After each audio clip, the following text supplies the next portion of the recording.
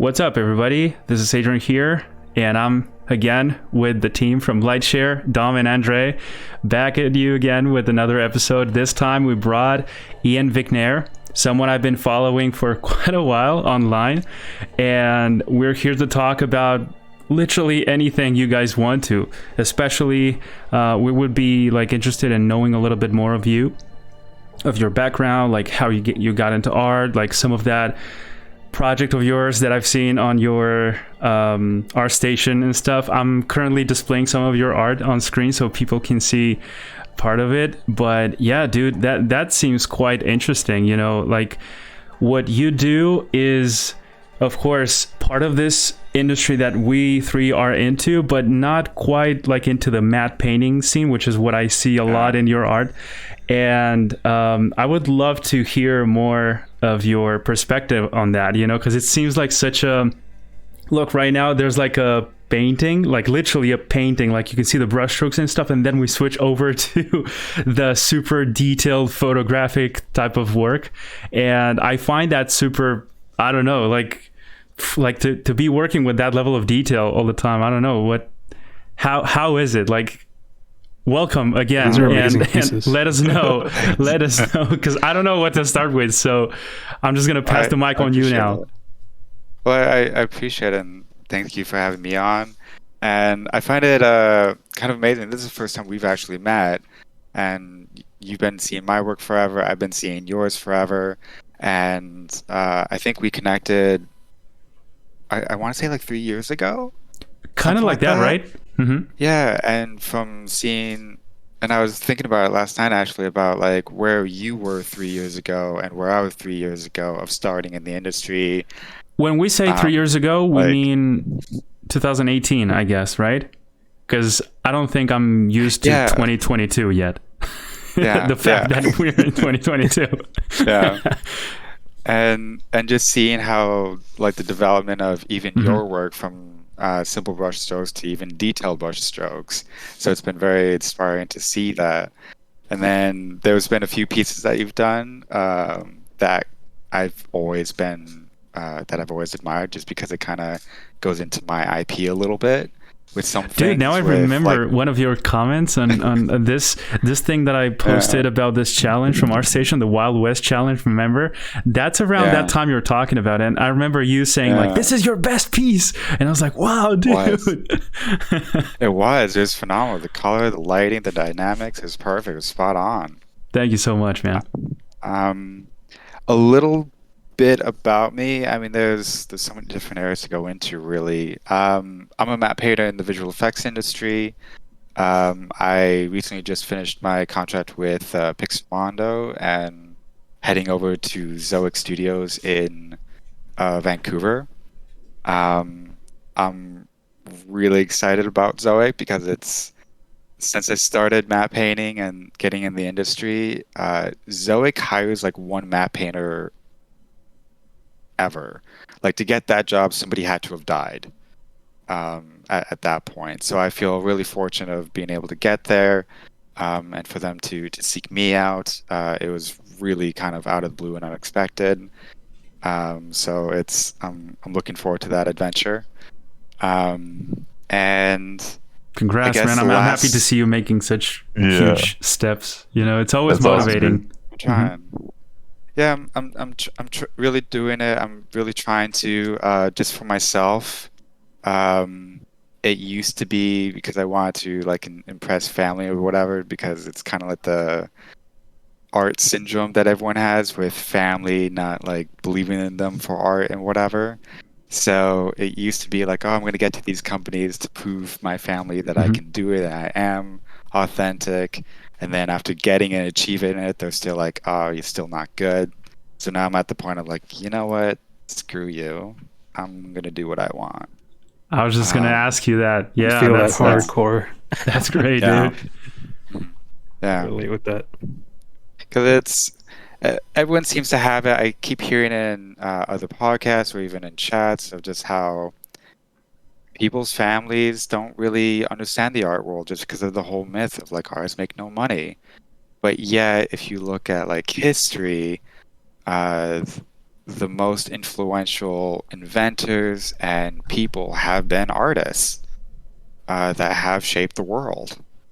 And I think that's kind of interesting that we have that big of an influence in everything, but yet at the same time we're really looked down upon. And with the new age of digital art and everything happening, the dynamics have even shifted a little bit, and I think there's a little bit more of a importance flowing into it a little bit because people can see what you can do with it. But with my background, I started out as a corporate graphic designer, which was boring. So boring. I started off as a freelancer for it after college, and I was working in a restaurant as a dishwasher, worked my way up to being a sous chef, and while doing it, freelancing for graphic design. And that was a little bit of a pain in the butt because my chef was uh, um, a sous chef to Chef Gordon Ramsay. So this guy screamed at you, yelled at you, threw plates and pans at you. I have a whole lot of stories about this guy. And while working with this guy, he actually taught me a lot about my own career of being an artist and such, that I would never have guessed if like being a cook influences what I do now a little bit. And while working in restaurants, freelancing for I'm design curious about the companies. analogies that you can draw from there, from that different profession. Oh, Because it's interesting. sometimes it's like the ingredients, the recipes. Yeah, he really got into it. Like if you're making a soup, you don't want to just shove everything into it because then either it becomes overpowered or it's too bland. It's like you want the right Yeah. ingredients every single time to compose what you're making. And then with it, he says everyone eats with their eyes. They don't eat to taste something, they eat to see something. Because you see it, you're attracted to it, and then you want to consume it. So he really worked with me on how to plate something, having your plate as your canvas, and how do you design that plate. I generally don't show it, but I have like a folder of just plates and recipes that I've designed myself. And he just worked with me on how to compose a plate, a dish, and then with it, all the elements of cooking a steak. Like how do you do it? What goes into it? The other textures and ingredients that go into it. And that really influenced my work, I think, a bit because I kind of feel with today's world of art, everyone shoves everything into work. They don't stop to evaluate and go, okay, what is my canvas? What are my borders and margins of my canvas? And then going, okay, what textures do I need and how do I apply it in the right way? There's not a lot of design process that goes into it. I feel it's a little bit slapped on there quite a bit. And with this guy being like a drill sergeant, he really just nailed into you of um, like utter perfection and holding yourself to a certain level. And then the other part of it that I thought was interesting from this guy was that he said you had to work up to be a chef. In the culinary world, a chef is the head of everything, the head of the kitchen, and then you have your line cooks and your dishwashers. Everyone's got a role, but the chef is the one who earned the title of chef, right? So in the kitchen, you always said yes, chef, or no, chef. You didn't say their actual name, and it was like a sign of respect. And it's a little weird, but I feel like that's kind of missing in the art community a little bit because everyone is an artist, which is fine, but at the same time, kind of leads into my grandmother a little bit. She died not considering herself an artist at all, and she always said like I never earned that title. Nobody ever called me an artist.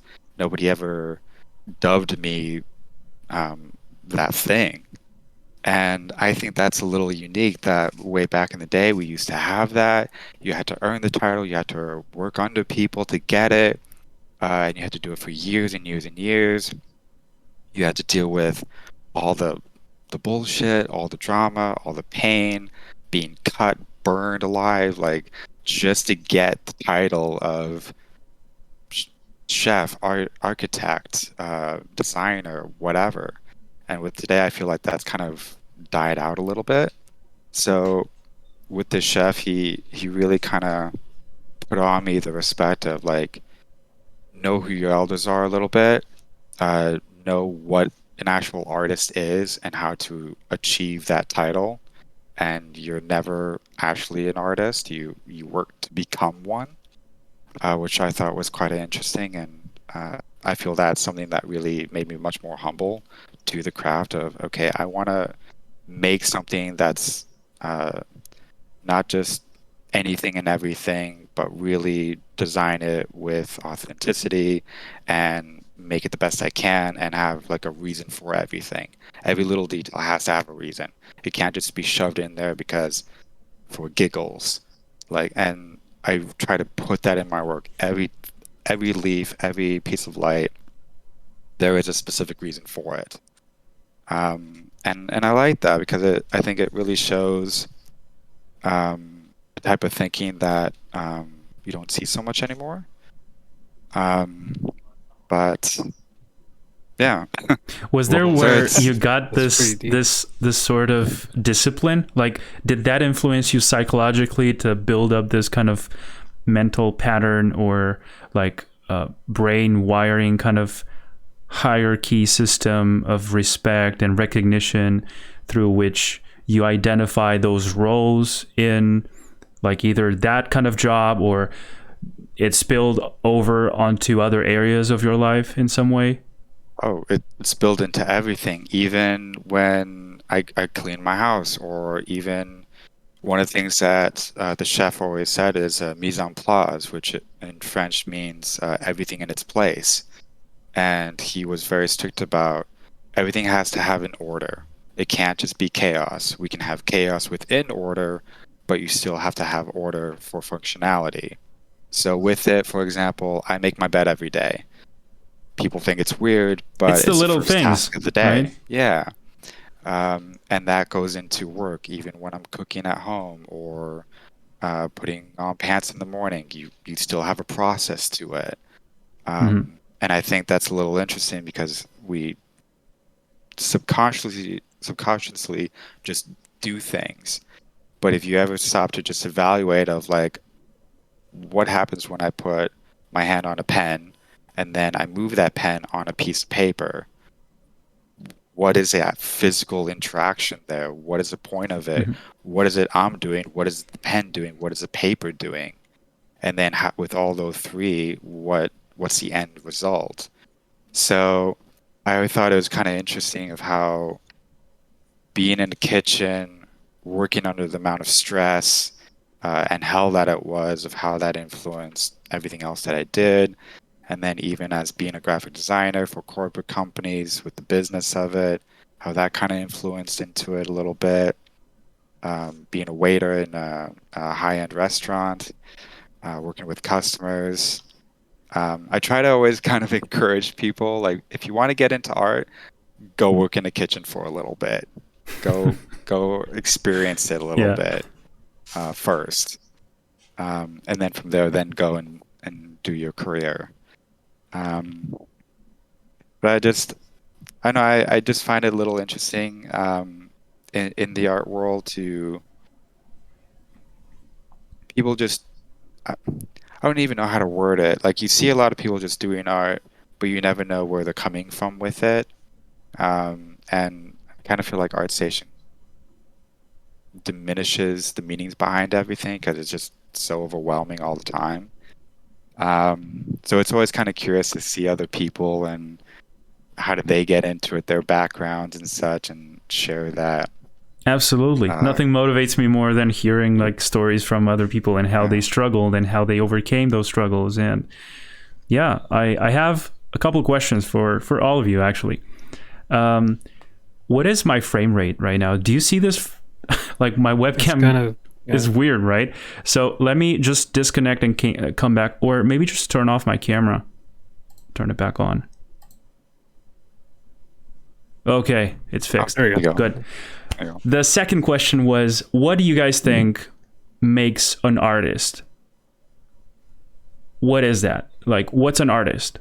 You know, because I don't think it's a question that many of us really ask often, you know, and I think we just roll with the subconscious understanding of what that means. You know, yeah, you're just someone like a creative person, you know, you just draw stuff, or you dance, or you make music, or I don't know, but I never really thought in depth about it. So I think this, like, following your whole story and what you've been talking about, I think it's a nice follow-up, you know, and I was curious about your views on that.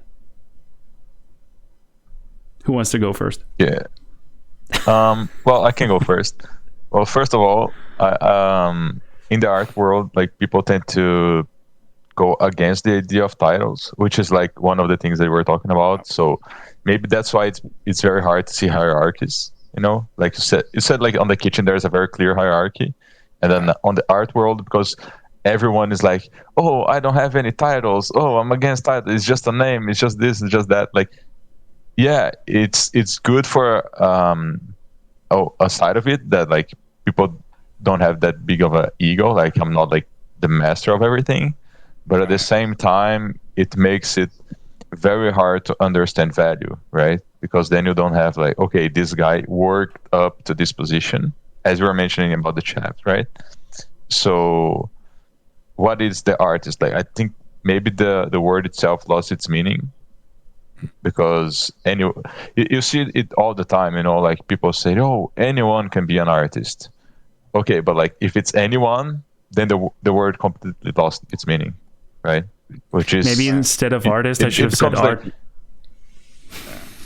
Like, what is art? Yeah, if you like that's take another the meaning layer away from the word, it's like, that's what it happens, you know. Like, if you try to make one word mean a lot of things at the same time, what happens is that it means nothing. It loses right? the original. I don't even attach myself to the word artist too much anymore. You know, which is why you see people more often than not say what they actually do instead of their titles. You know, like, oh, I do this kind of artwork, or I do like matte paintings, or I do keyframes, or I do vehicle design. Because the word that was like making everything make sense fell off. So now we have to resort to like another level of words, because we can't live without the meaning that they carry, you know? So if we strip the meaning, the word doesn't make any sense anymore. So like, what makes an artist? I have no idea, you know? Dude, when I started out, that doesn't mean anything anymore. I was obsessed with the label of the title, you know, of a concept artist, you know, like beyond the functional thing, like to designate your role in a company or whatever, you know, like beyond the professional use of it, like more of a social attachment to it, you know, like to show everybody and to tell everybody, to refer to myself as a concept artist, you know, like it made me feel different in a way, like I made it, you know, I'm a concept artist now, or something like that. But you know what happened? Like, people attach the idea of like an artist that make money is a concept artist, you know. Like, that's weird as hell, because if you think a successful artist, you think like, oh, concept artist, but then there's all sorts of careers inside of the art world that you can make money with and not be an actual like concept artist inside of the studio. And then because the studios noticed that everyone was seeking that position, now like you find concept artists doing all sorts of things that in the beginning would not be considered concept art. Perhaps the concept art thing has more exposure, right? And it's like the flashy thing. It's getting more mainstream. Like, everybody knows about it now. You know, like those search engines optimization stuff? Yeah, like you look SEO, for keywords. Right? That's what concept art became, you know? Like, it's just a keyword. I guess it's a complicated thing. It is complicated, and part of it, I think, is that with the old days and the Renaissance, the Dark Ages, or whatever, the word artist didn't even exist, because you still had painters, architects, sculptors. Like today, you have that genre within art, but then you had the masters within that genre. and then they were the master architect or whatever. And then generally everyone was an artist, but you still had that that hierarchy a little bit of, okay, I want to get into concept art, and the highest level of that concept art is he is the artist, and then you're the lower level within that genre, and then you work under people and you build it up based on their credits and whatever, which I thought was kind of interesting. However, on the opposite side, when I was in middle school, I had a teacher, an art teacher, and we talked about what is an artist. And for like a whole week in art class, we didn't draw or anything. We just debated about it. And finally, he and one day on the last day, he's like, okay, everyone's an artist. And we were like, but no, you have to learn how to draw, paint, and whatever. And he's like, no, those are attributes of it. And he was going in the thing of everyone's an artist from the moment you wake up to the moment you go to bed, because you wake up and you're putting on clothes. You subconsciously are looking at color, shape, tone, patterns. You don't know. You just are naturally doing it. So theoretically, everyone's an artist no matter what. And then just because you're making those decisions. So then with it goes into, well, if everyone's an artist, then what is art? How do we define that? And so you never really have the full definition. You have the middle gray line of it.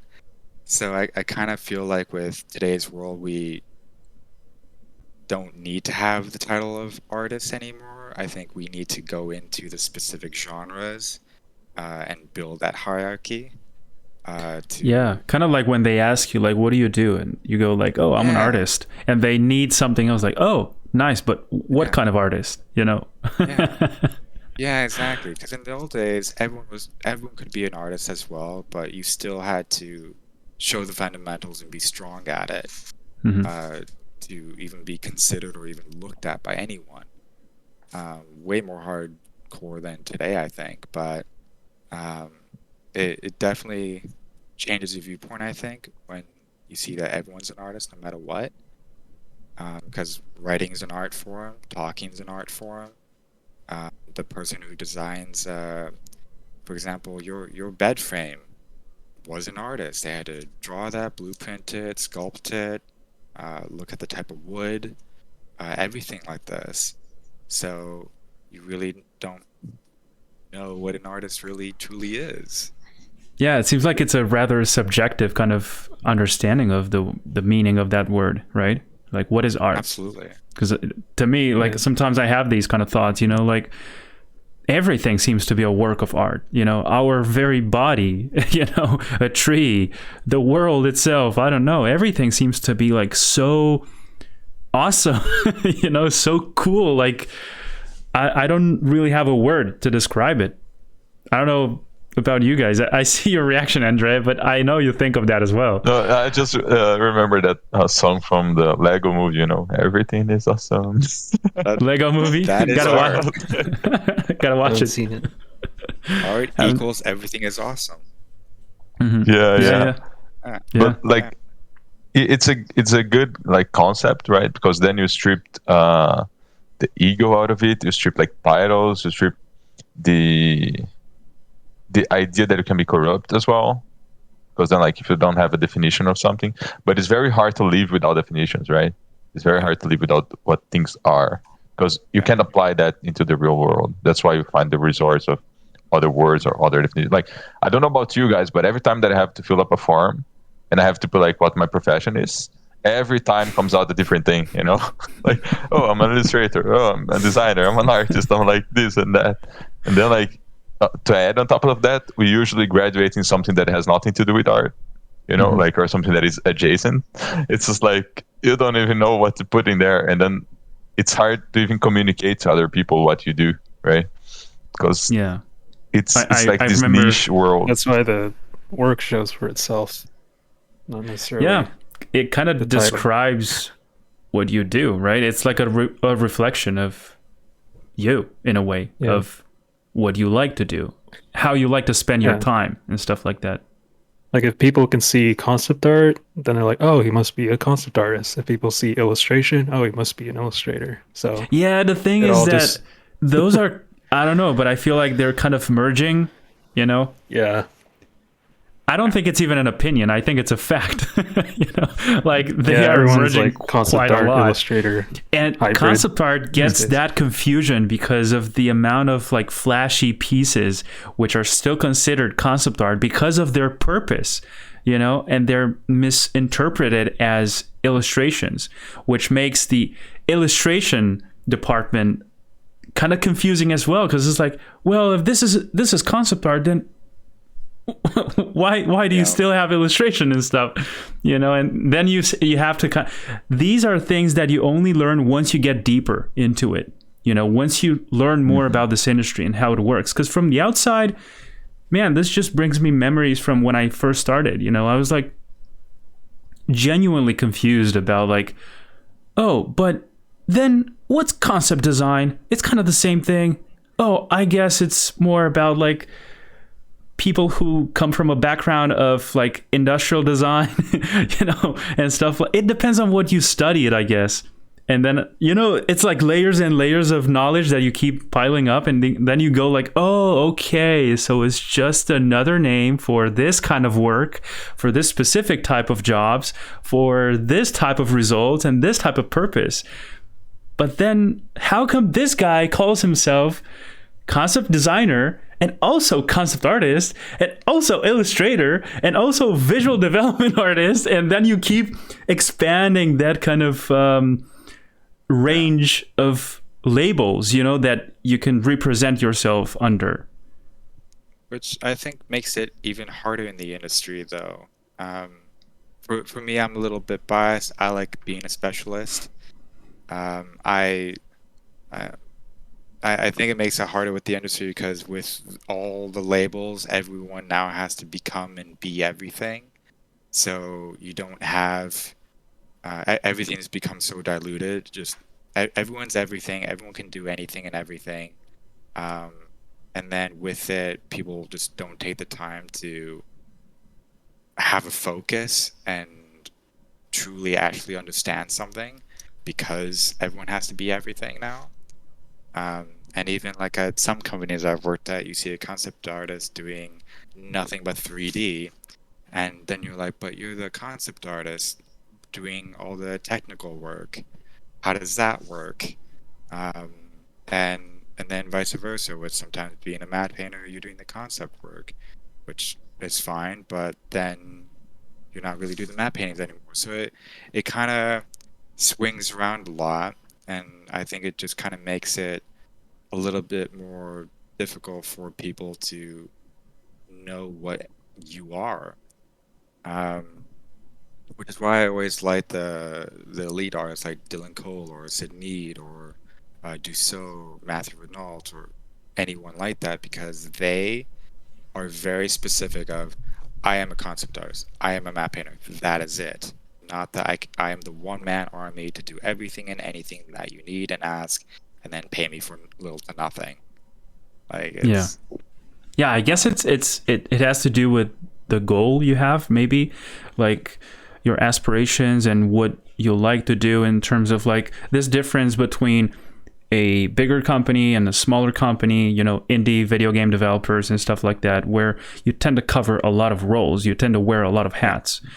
And because last night I made a live stream on my YouTube channel, and someone in the chat was just asking me about it was someone who wanted to get into this world, you know, wanted to start working as this kind of profession and stuff, but we're not quite sure. So this person was asking like, okay, so I tend to sketch quite a lot, but I never like to finish my pieces. You know, I never like to get them to that kind of level. So I guess I can be an illustrator.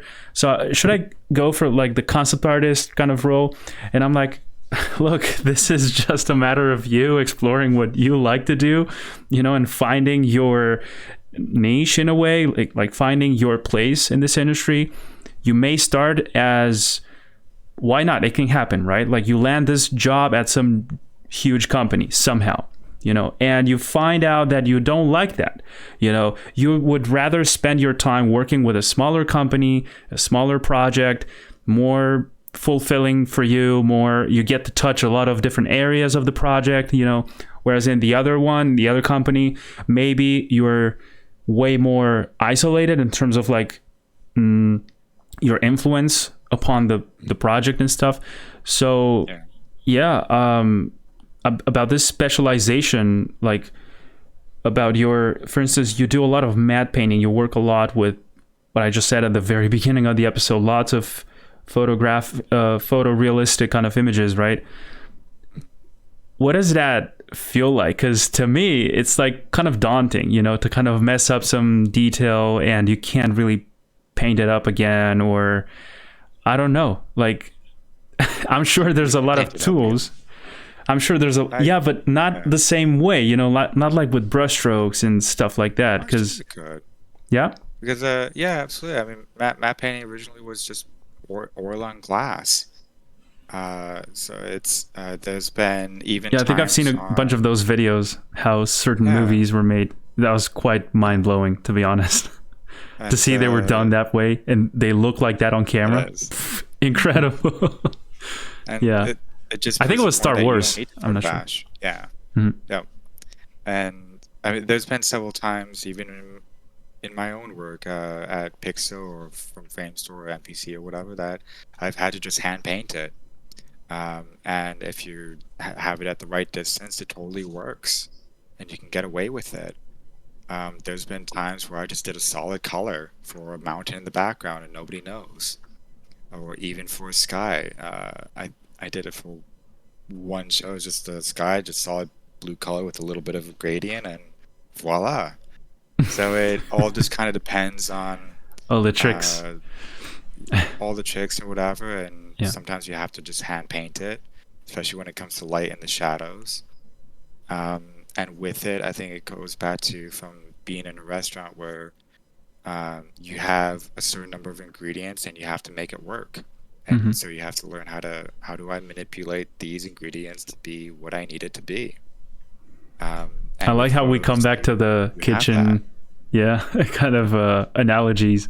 This is what I feel it will be a common thing this episode, And that's why I like compositing, because it's the same way of how do I manipulate all the ingredients here to be that much more realistic, and with all the tools and such. And I quite like it because you learn how to really re-engineer the photos sometimes, or relight them completely, or change the perspective 100%, or take something flat and now make it three-dimensional, and how to make that work with the camera swinging around it. So there's so many different attributes to it, and it's kind of why I like Dylan Cole and Stephen Messing and Dussel, because they are masters at it of how do I take this one element and make it my own, with all the tricks and being creative with it, which I think is quite interesting. And with being a matte painter, there are times you have to paint, other times not so much. You're always looking at references of photos all the time, and then as you get into compositing a little bit, it really changes your work, I think, because it ends up needing to look more like a photograph. So when you're taking a photo, you start to realize about like noise, chromatic aberration, distortions, sharpness of detail based on foreground to background, contrast, just all those aspects of what makes it look real, right? Like a photograph. Yeah, exactly. And you then start to take like those things from that area and put into your own work, and mixing it a little bit, and then it makes your work even that much better. And then if you go into 3D a little bit, I'm not the biggest 3D person. I try to avoid it like a sin. I just rather be a nuke than Maya. And then you kind of mix it in a little bit. and you just have to learn what are the tools and how do you manipulate it to the benefit of you. Quite frankly, it's I was wondering, what inspires you, dude? what inspires me. It's a Okay, broad it's a hard question. it's a broad question, I know. For me, there's one thing in particular that interests me in art, and it even goes into my IP about a bit. Are two things. One is the understanding of the concept of what is love. Literally, what is love? I think nobody has an answer, and I've been trying to find the actual answer. And I've been reading a ton of books on it and listening to stuff, and it's such a gray area that I've been trying to find it in my own work of what it is. So there's that aspect of it, and then the other part of it is I like figuring out the difference between what is reality and what is fictional. And I personally am always in favor of artwork that is 50% real, 50% fantasy, rather than just pure fantasy or pure realism. I think each one has its genres for what you're doing specifically. But Do you think it can be pure fantasy? It can, yeah. But what would that mean? Pure fantasy, I think, goes a little bit overboard where there's no purpose for something. You can't explain it. It's just there because it's a creative idea and whatever, kind of a thing. So but no purpose, like in our real world? Or... Yeah, exactly. Like okay. It's just not practical in our world. Got it. And so I like having a little bit of that mix. For example, I am a big Peter Pan admirer, and in the stories of Peter Pan, he just flies. Well, why? Right? Nobody knows why. He's got a little bit of fairy dust, and then you're like, okay, well, what is fairy dust? It's just there. To me, I consider that pure fantasy. The idea is brilliant and it works, and you have a little bit of a connection of fairy dust and Peter, and he can fly. Okay, great.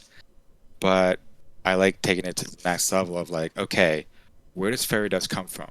Is it invented? Is it material? Is it something that is man-made or fairy-made? And where does that element come from, and what type of element it is, and such? And then how does that change the genetics of a human being to actually make it possible for them to fly?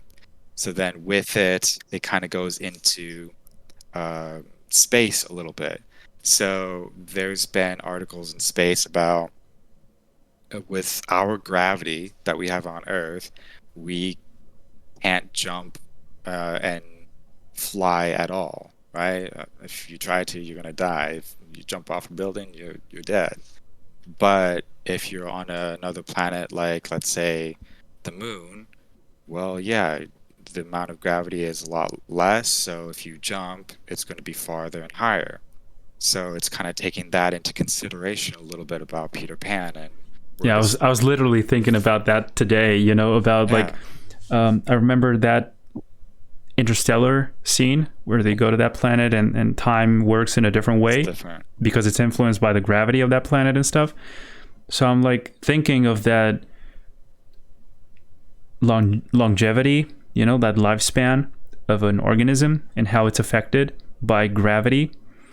And just a video pops up out of nowhere on my feed, and I watched this video talking about Pluto and its gravity influencing the life expectancy of a human being. If we were to go there and stay there, we would live up to like 300 years or something like that due to the gravity of it, which was in a way contradictory to the way I thought it was, you know, because it's like fewer gravity or lower gravity kind of lengthens your life expectancy, which is exactly, I don't know, like I thought it was, no, I mean, it makes sense, you know, like the more gravity, probably you would be stronger as well, like to adjust to the pressure and all that stuff. But it's these kind of questions that kind of makes you think about the way those mechanisms would actually work and stuff. And I like that you're kind of walking that middle ground between both worlds, you know? I absolutely like it because it can go into any idea, and that's why I like having the mix, because if you just have pure fantasy, great, it's a brilliant idea, maybe. But with fantasy, I feel with pure fantasy, the wheel's been invented so many times already. Everyone's just regurgitating the same thing, which is fine, but you don't really have anything as intricate, I think, with it. So with a little bit of realism, of practicality, I think it just elevates the work into it. And then it also makes you step back a little bit and reduce the amount of fantasy, and you have a nice combination of it. Kind of like a time machine. That movie is very practical, and even the visual effects was very practical, and yet they were still able to have a little bit of that fantasy.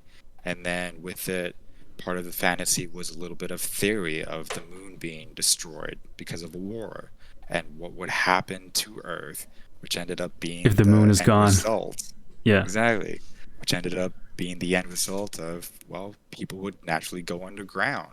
So again, you have the practicality.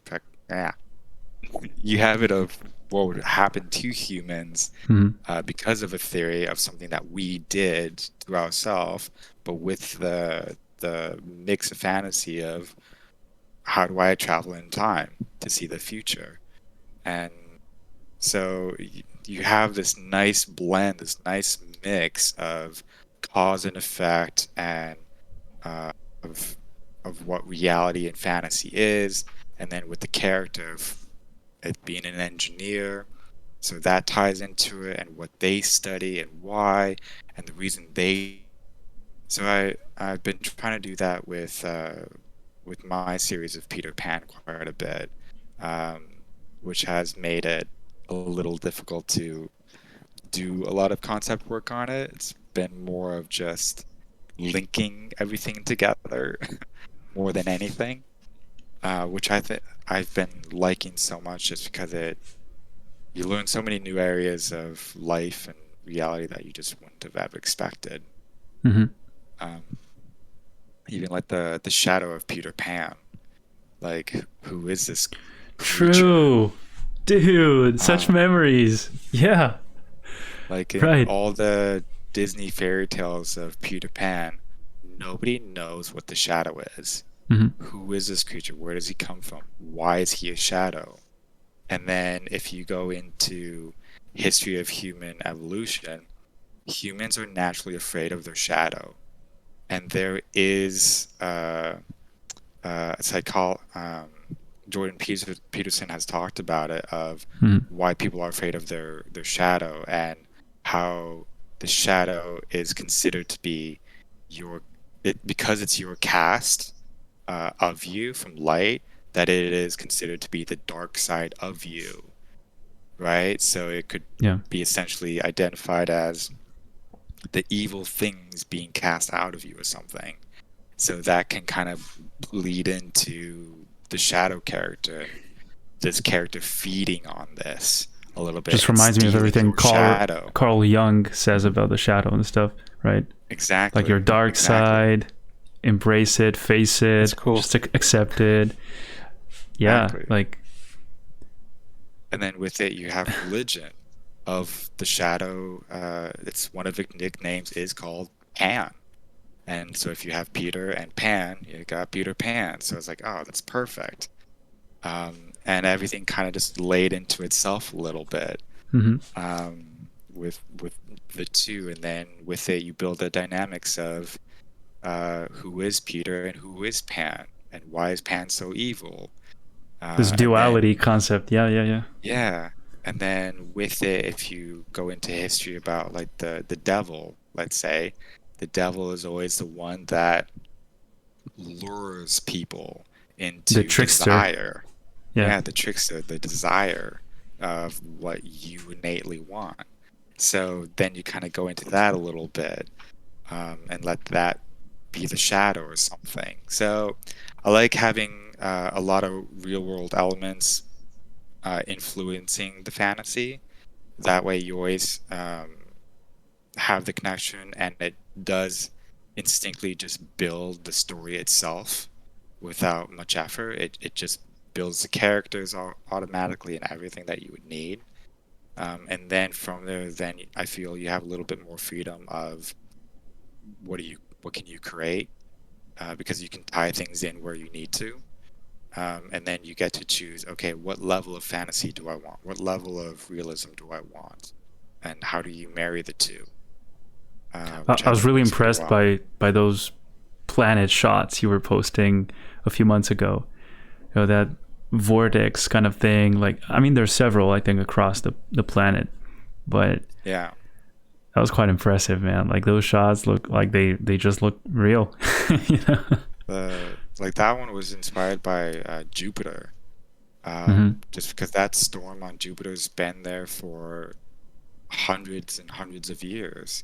Yeah, and it just keeps going around the planet constantly. And I went and dug into that of like, why does Jupiter have one giant storm, and how does that work, and how does wind work, and how do clouds, and Jupiter has like, I think it was like 12 different stories of different types of lightning that they've got going on. Yeah. There's several layers until you actually reach, because it's a gas giant, right? So yeah, it's insane, dude. Like, we go down this road.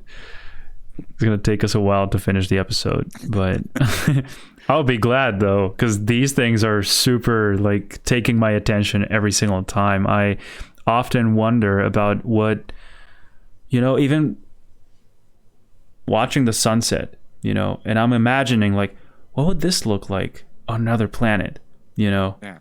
Like, I'm sure there's gotta be different colors, and it always makes me come back here, you know, and say like, I like Earth, you know, I like it here because I bet there's nothing like this out there. But then you wonder about like how much life should adapt, you know, to be able to live in those super different kind of atmospheres present in all the other planets, which is also what inspires me to kind of create stuff for my project Heaven Orient. But it's like, yeah, like this it's, I will call it a documentary, you know.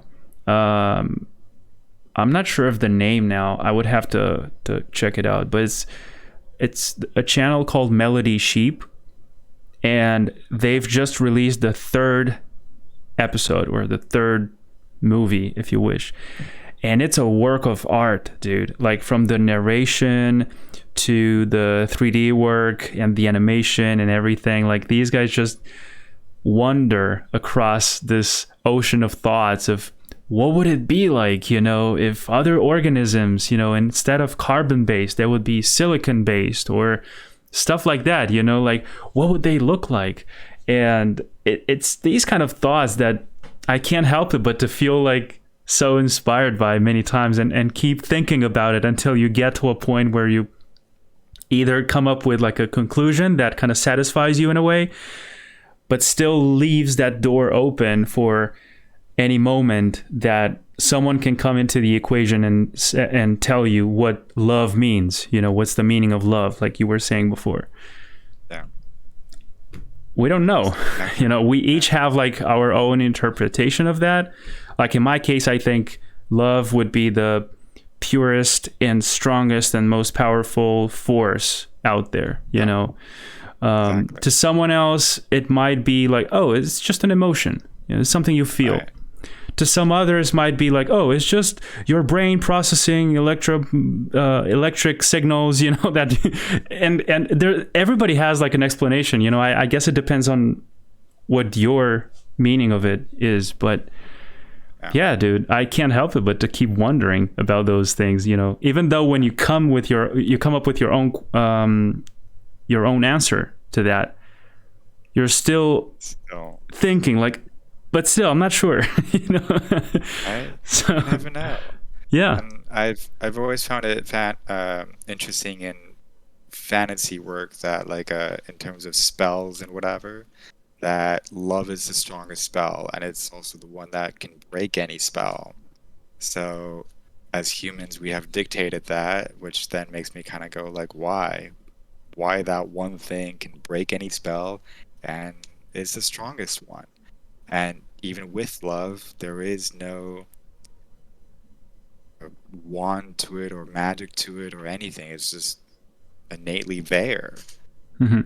So it's in its own universe of love that you can influence, make, and adapt to, and whatnot. And a lot of that for me trying to figure it out comes from being adopted and moving around the world so much. Because I'm from Sofia, Bulgaria, and my parents are American, and they adopted me when I was 5.5, 6. And after they adopted me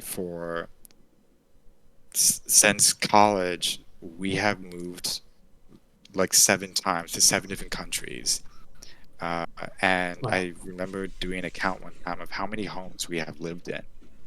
And the count was like over 100 homes that we have just moved into. Wow. And so with it, you build all these adventures of things that happen. And from being a kid from a country who couldn't speak English at all with 2 American parents, moving around the world when 9/11 happened, moving into international schools where you have kids from all different aspects of life speaking different languages, and then understanding what it is to be adopted and who are these 2 strangers that you're now living with, and then with it learning what are cars, what are planes, seeing the ocean for the first time, all those experiences all at once, and just having to communicate. So for me, art was my avenue of Crayola crayons and paper for quite some time. Of like, I want a glass of water, I would draw a glass of water. And, like, international language, yeah. There you go. And that's how it really kind of started for me. Just got into it. That was my form of communication.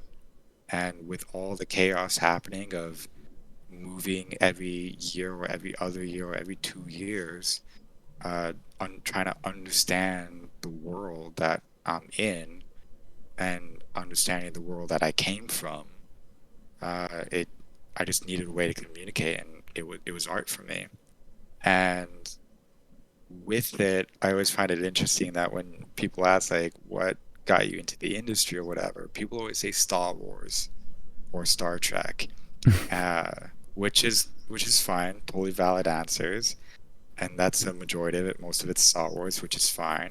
But for me, it was Winnie the Pooh, oddly enough. And I liked it because you have Christopher Robin in his real world walking through a forest or crawling through a tree into a fantasy world and having the 2 connected by crawling through a little tree. And then you have a talking bear and a talking rabbit and the wise owl and whatnot. And for me, that kind of allowed me to understand the world that I've got in front of me, and then go back into my own world to understand what was happening in the real world. So in a way, those different characters were representing something that meant something particular to you, you know, in a way. Like you would associate them to something specific, I guess. Yeah. It just allowed me to understand the real world of what is happening. It's funny that like you are making this association of you were seeking into the fantasy world things to understand that like the real world, and now you said you just pick elements of the real world to make up your fantasy stuff and to understand them. So there is this very strong parallel. And then like you look at your work, and matte painting is just another level of that, right? Using real stuff to compose the fantasy stuff. So you see these two worlds like interlacing all throughout your life, you know, and you look at like every aspect of what you're saying, and you're like, huh, it makes sense. Like, did he realize that those parallels were following him throughout his life? Yeah. I only did when I started working on the Peter Pan IP that I was realizing it. And also when getting into matte painting, it clicked for me quite a bit because I was doing that subconsciously in my artwork for a long time. I never realized it. And when I got into matte painting, it really allowed me to understand it because you have to make something look photorealistic for a client, so you have to go and study it and then learn how to manipulate it. And from there, it was like, oh, I do this with my artwork. And then it just tied into what happened in my life a little bit, and even into like how do you act as a person, and then you kind of get to study that a little bit, and see, okay, why do you have these problems or whatever. And such, just because of the way you grow up a little bit. So That I'm a big Winnie sounded the Pooh fan. super overwhelming, dude. Like, just listening to you mention all those times you had to move around, you know, and keep it feels like you were never able to kind of grow roots in a way, you know, which depending on who, that could be a blessing or the opposite, you know. I was wondering, what did you feel that like how do you feel about that now, you know, looking back and thinking of all that? Like, do you see it as like a way that that sequence of events kind of built you? I mean, I'm pretty sure, frankly, but quite frankly, it tormented me. It haunted me. Because you never... I always hate the question when people are like, where are you from? Well, when you've lived on every continent and you move every other year, you don't have an origin place at all. So, and that's why I've always liked Peter Pan, because he's very much the same way. He ended up being an orphan and jumping around from place to place, falling in love with different characters and whatnot to understand himself. And for me, that just tied in well with me of what I'm trying to do and figure myself out a little bit. And for a long time, it was very difficult to understand my own roots. So I kind of had to make up my own a little bit and figure out what works for me. It was great traveling the world and seeing it, but it was very difficult to just have that basic question that everyone likes to know of, where do you come from? it just sounded like it was happening too fast for you to absorb all that information, right? Yeah. I just 100 homes sounds like quite a lot, you know. Oh yeah. 100 places to live in in such a short amount of time. Something like that. It was close to that number. Mm-hmm. So now I just tell people when they're like, "Oh, where are you from?" I just say Earth, planet Earth. I was literally thinking of that. Like, you're a citizen of Earth. Yeah. Everywhere. Where are you from? I'm from everywhere. I say planet But Earth, also, and they get it. Look, it makes sense that like you like the beginning of the conversation, you know, where you like the idea of the kitchen hierarchy and how you find meaning in certain words and you like to like establish stuff, because I think it kind of it's grounding to know like where you are, you know, like if you have a certain title and you know what that does, that's like the roots that you like maybe felt short when you were a kid, you know, because what is knowing where you are when you have like no physical place for that? Then it's like who you are, you carry that with you, and if you have a certain title or a certain position that you are certain of, you can take that with you, you know, that's where you are in your life. And All the time. it's funny how everything like interconnects, and I'm not sure like if you dove deep into getting to know yourself to find all of these answers, you know, but it does make sense. Like whenever you see someone's art and you start talking to them, look, it's And you can like see it. 90% of the time you can see their personality and their story inside of the artwork, you know. And even though, like, yes, there's a bunch of people that do matte painting, and then like the end result might be similar visually, but then if you find like why do they do that, then it's Yeah. like all of these connections make sense. So it's You can see such in a the weird subject thing, matter, you know. Yeah. It's an like what their intricate interests subject. are. Yeah. Absolutely. And it's definitely a big influence, and I like constantly trying to discover myself a bit of who is Ian Vicknair, and looking into myself and the psychology of it a little bit, because it allows me to understand why I do the things that I do. Why do I like 50% reality, 50% fictional? It's made me understand even being adopted as well, and being okay with it.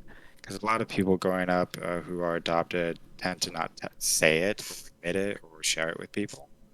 Um, and they don't, and they tend to have a lot of issues with other people about it, um, and such. And for a long time, it haunted me quite a bit.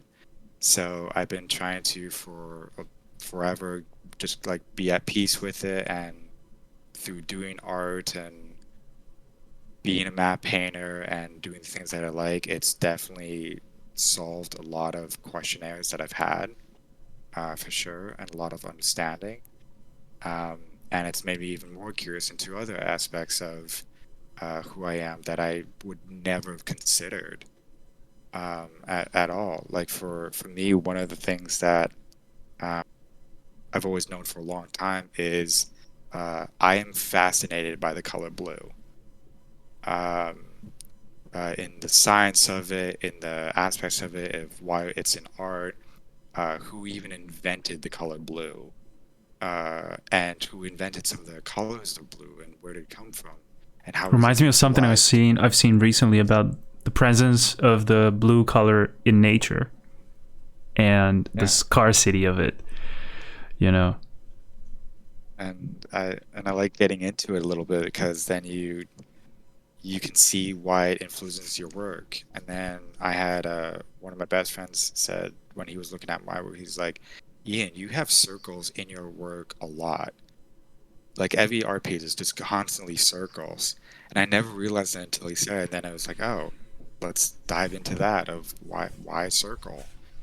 Um, so I've been liking it because you just get to learn about yourself, and I feel it makes your artwork a lot stronger, and it just helps you understand just who are you as a person, what makes you you, Yeah, it's what usually makes those you. subtle things Yeah, that you don't really pay attention to directly, but like what you said about the circle thing, you know, like maybe not everybody realizes that, but it's there, you know. yeah, yeah, And it has its meaning, it has its why, and yeah.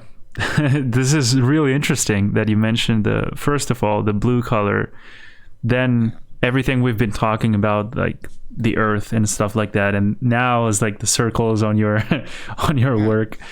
It's like a everything. subconscious manifestation of that kind of influence of how every decision that you made or you've been influenced by has led you to where you are right now. And it kind of, yeah, it makes everything that you know so far. That's why I like the chef so much, because he very much goes into everything has a reason, everything has a purpose. There's there's no BSing anything. There is a reason for absolutely everything. You just have to take a moment to understand it, and from understanding it, then you can build upon it.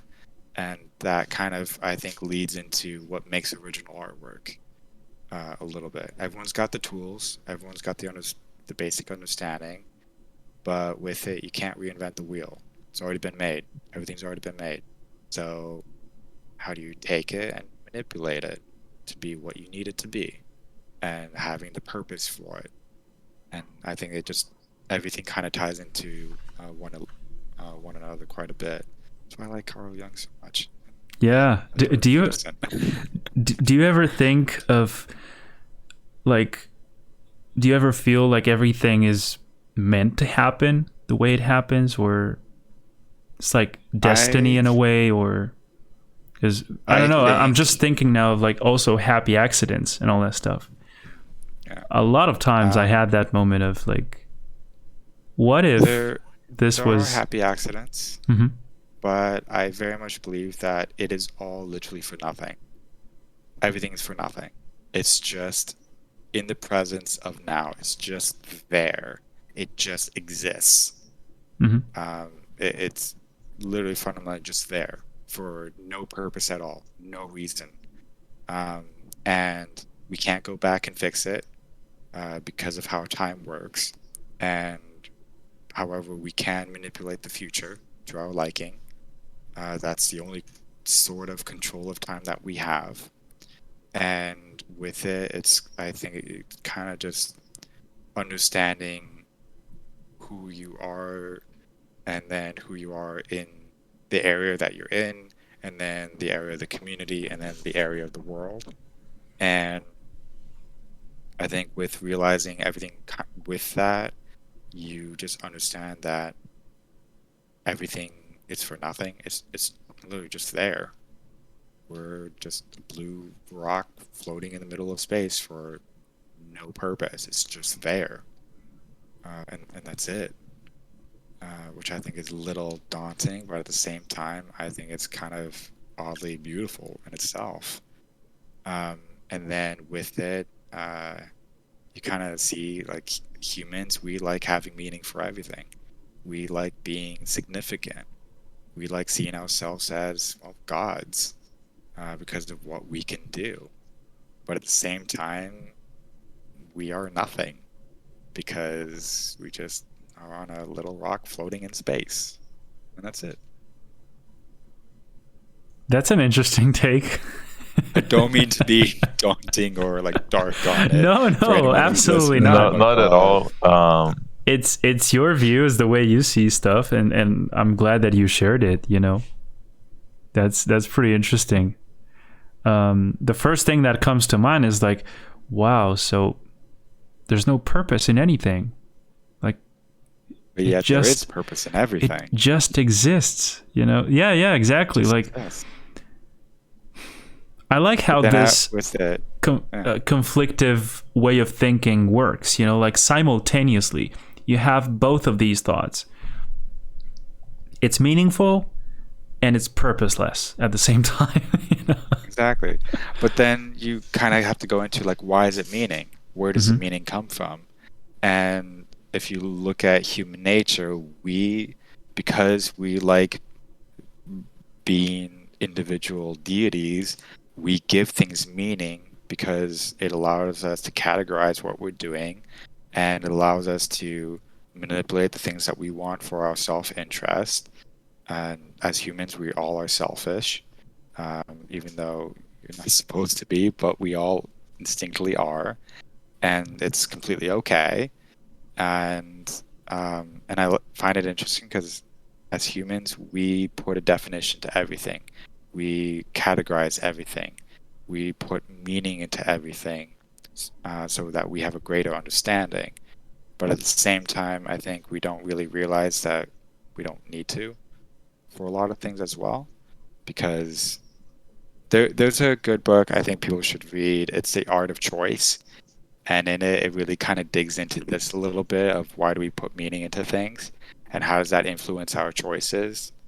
And I find it quite interesting because it really lets you understand that everything is pretty much meaningless and whatever, but with it, it's you control it. And then that kind of goes into what is manifestation and how do you harness that, and how do you look for it, and then what is a happy accident, and such. And I kind of like it a little bit because in a way that is magic, a bit. Mm-hmm. So, yeah. Yeah. I see the world in a weird light. But First thought I have is like the whole labeling thing, the meaning we put into words and we associate words to certain things would be mostly for communication purposes, I guess. Right? yeah. Like to kind of get to the point where we can agree on the same thing. Like, this is a table. Okay, this is a table. This is a screen. This is a screen, And but yeah, it gets more and more complex, as we expand more and more, we grow bigger in terms of like group number and all that stuff. And then we are suddenly like millions and billions, and it's like subgroups and subgroups and subgroups. And then there's like differences between different languages and different, this goes. Yeah. Mm-hmm. Because when I was a graphic designer, I always admired Jessica Walsh and Stefan. I'm going to butcher his last name. Sagmeister, and they own a graphic design company in New York, and he's a world-renowned graphic designer. And he always talked about that art is simply purely communication, because we as humans innately want to communicate with each other. So we do art on every genre and every field possible to just build communication. And that's what it is. Nothing more, nothing less, that dry and simple. Which I think works very well to say what art is, in a way. It's just a form of communication. And then with everything else, it's just tools that you use to build that communication. I mean, hell, if we can have a blind person who can paint photorealistically, then, well, okay, how does he communicate? And how did he build that thing? And so there's different areas of it that are quite interesting and a little daunting at times, but with it, it's humans just like to communicate, and it's just, how do you do it? What is your tool of trade to communicate? Is it making a fancy plate of ravioli, or is it picking up a pen and drawing on a piece of paper? What do you do? Is it building a skyscraper, or building boats or planes or telescopes, or inventing Bitcoin, or whatever? Just how do you communicate? And then with it all, it's how the world runs, because we all look at it, we all see it, we get into it, we pick up on it and try to make it our own and go from there. Yeah, sorry, I'm not saying much because I'm just listening and thinking of a lot of things. Kind of like the mind's on a rush. Yeah, because I don't know. I'm not sure what to say. Well, I always found communication interesting just from living overseas and moving around so much. Because when we lived in Africa or the Middle East or in Europe, you have all these different tribes and people, and how do they work with one another, and being a stranger in their land, and how do you, being that stranger, communicate with somebody, and with it, like building common ground with that person. And I always found it interesting because you see the way people live and how it influences everything. And I've always liked it because that ends up influencing my own artwork too, that I can gather on. For example, in Peter Pan, one of the shots I have on ArtStation is of a waterhole.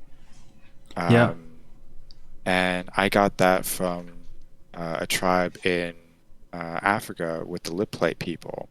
They have in their tribe a hole in the center of the common area where people live, and it's a hole that's like, I don't know, 100 feet deep, and it's a pit of death basically, where if somebody did something bad or murdered, they just shoved them in there, and they were down there until they died, and that was it. So with it, I kind of put it into Peter Pan a little bit of like, why is this hole here, and why does Peter and Pan go down this hole? What's down there a little bit, and with it being death and whatnot, how does that kind of correlate to something else? So I've always liked, from all my travels, of taking bits and pieces of other cultures, other ways of communication, other ways of how society has functioned, to put it into my own universe. And Yeah, that's that nice goes that you've into been reality exposed fictional. to, all that variety of different cultures, different places, different. It's like a little bit of different everything, different weather, different continents, different. It's, I don't know, man. Like, it feels like maybe, when you're It's a helped kid, even. you're developing fast and you're absorbing everything at a very fast pace.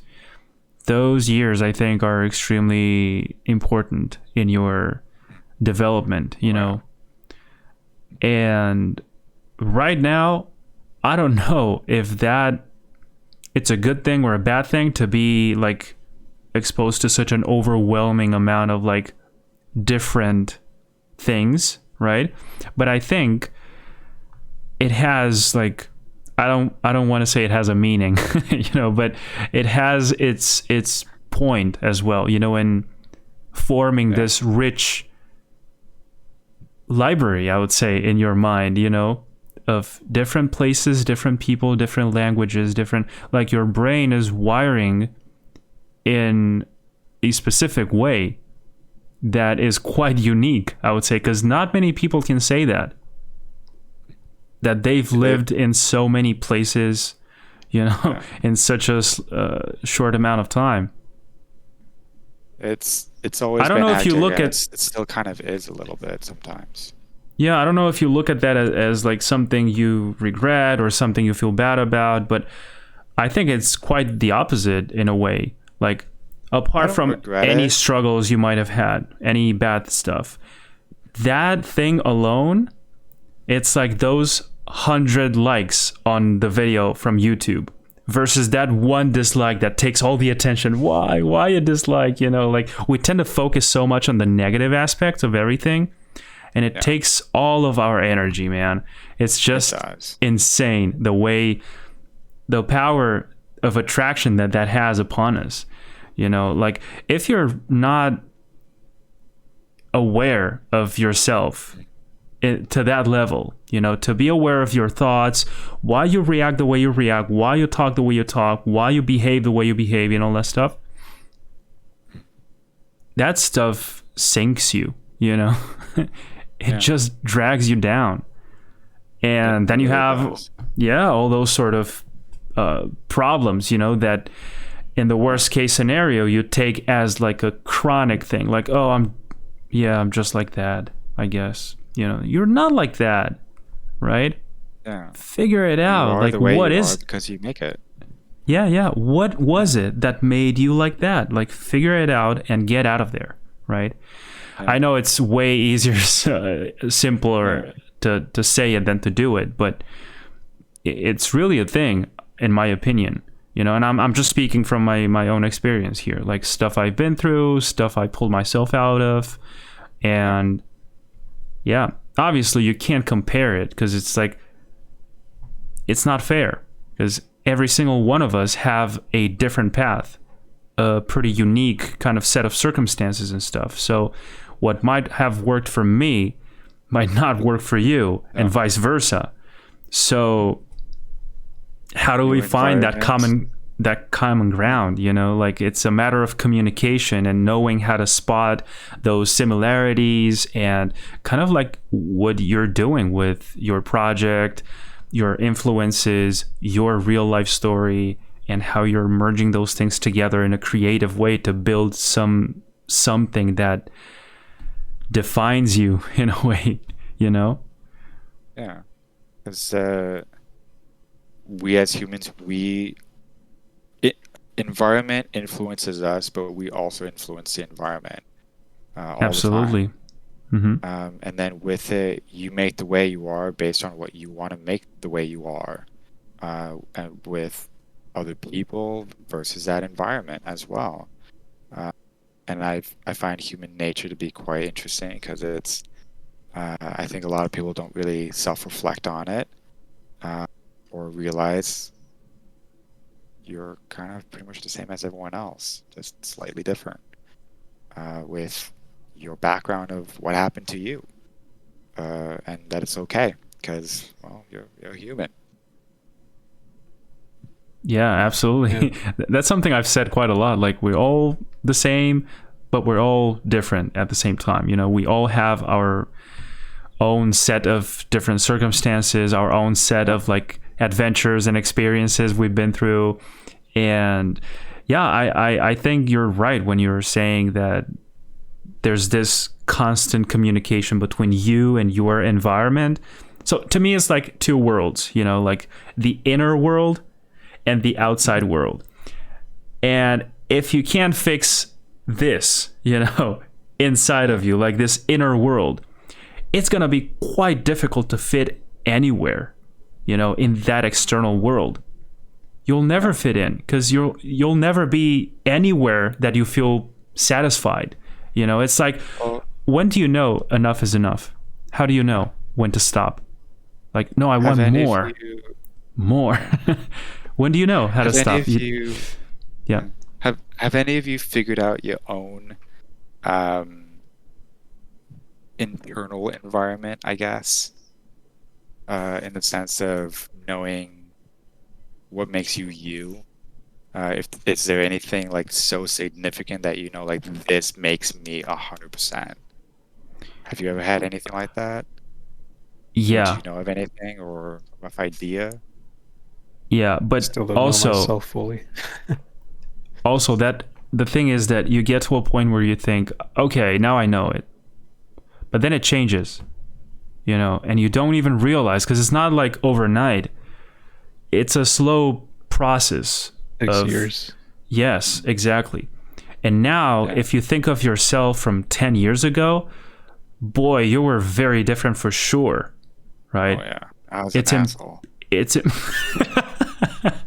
impossible not to change. I mean, you're right. Like, we were all like very different long ago, right? I remember myself as a teenager, and I was like so convinced of many things that I'm now so much more open towards, because I figured I had no idea really, you know. And it's really common for you to think that, you know, because it provides you like with this false sense of like safety in a way, like, okay, now I can calm down because I finally know what that whatever unknown issue is, you know, like it's like your mind needs that kind of security to identify something, to know what that is.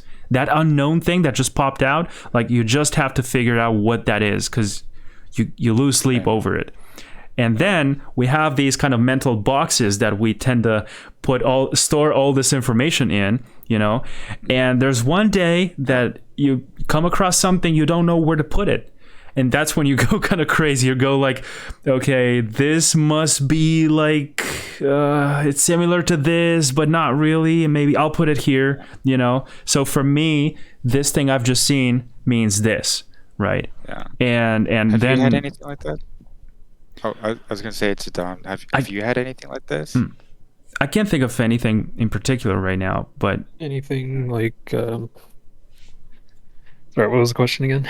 Like you were making the comment earlier of like you're still figuring out yourself, and with art, trying to figure it out. If there's anything like, you know, for like a solid certainty, like, this makes me with it. Yeah, because I feel, you know, like how you guys said before, each period of your life, you kind of fluctuate. Like, I'm not the same person I was 10 years ago. Like, now I'm a new person. Who knows what it'll be in like the next 5 years or 10 years from now. So less, or like before then, I was a lot less ambitious. I was more of like a shy, reserved person. I didn't push myself as much to put myself out there, like in life or in art in general. Um, Now I've put myself out there a little bit more, so I become a little bit more confident in who I am now. But still, like, not sure of, is this going to be forever? Am I going to do this forever? So there's still like that aura of mystery of what's going to happen later on. Maybe like, who knows? Knock on wood. I don't want to like predict my future, but if anything happens, but I hope not. Yeah, I don't know, it's just like enjoying the journey for me, like seeing which path I take. So Yeah. I feel it's for everybody too. I think that influences a lot of everyone's individual work, just not knowing the path you're on, kind of having to wing it a little bit. I think everyone just naturally has to do that and does it, and to figure out as you go the meaning of life, which is not 42. Have any of you seen that movie? Please say yes. I have, yeah. You're not that weird. You're the only weirdo here. Don't worry. I think it's strange to try and find like the definition of who we are, because there's in science the concept of certain experiments that you can like. The very fact that you're trying to measure results on the experiment affects the results, right? And I feel like if you try to find out who you are too certainly, that also affects you. Because at the moment that you realize something about yourself, the very fact that you know it already affects how it will be from now on. Yes. So it's like, instead of being like certain of, oh, I am this, it's more like you are not necessarily nothing, you are just like a group of actions and how you interact with the world, right? And then like everything changes constantly, and if you face like a new situation, that will not only affect how you deal with that kind of situation after, like from now on, but also everything else all the time. So instead of being like this one thing, you are that thing that constantly changes as you go, right? You're not like, because I think it's a bit limiting to think like, oh, I am like this, right? Because as an example, like when I was dealing with panic disorder, I always thought like, oh, this is me and I'll forever deal with this kind of situation. Right. And then when that thing got sorted out, that didn't change like that aspect of my life. It changed everything else. And then like it's as if it was a partition moment, there is the under before that and the under after that. And then with every interaction, I feel like it's like that. So as an example, even like this conversation, there's the Adrian, the Andre, the Dom, the Ian before the conversation. There's the right after, and the next interaction and the next experience will change that a little bit. So it's kind of like a bunch of versions that keep improving themselves, or at least like trying to improve, because it's hard to measure quality when it comes to like a person's personality. Because when I was like 18, I had this personality that of course was very different, but I don't want to say like that I'm better now. I'm just different. I'm for sure better in certain ways, but also I'm sure that like the fact that I was naive and extremely optimistic about the world. When Ian said that I was an asshole 10 years ago, and I was like, yeah, exactly. But what I meant is like, I was identified. I was relating to that. Okay.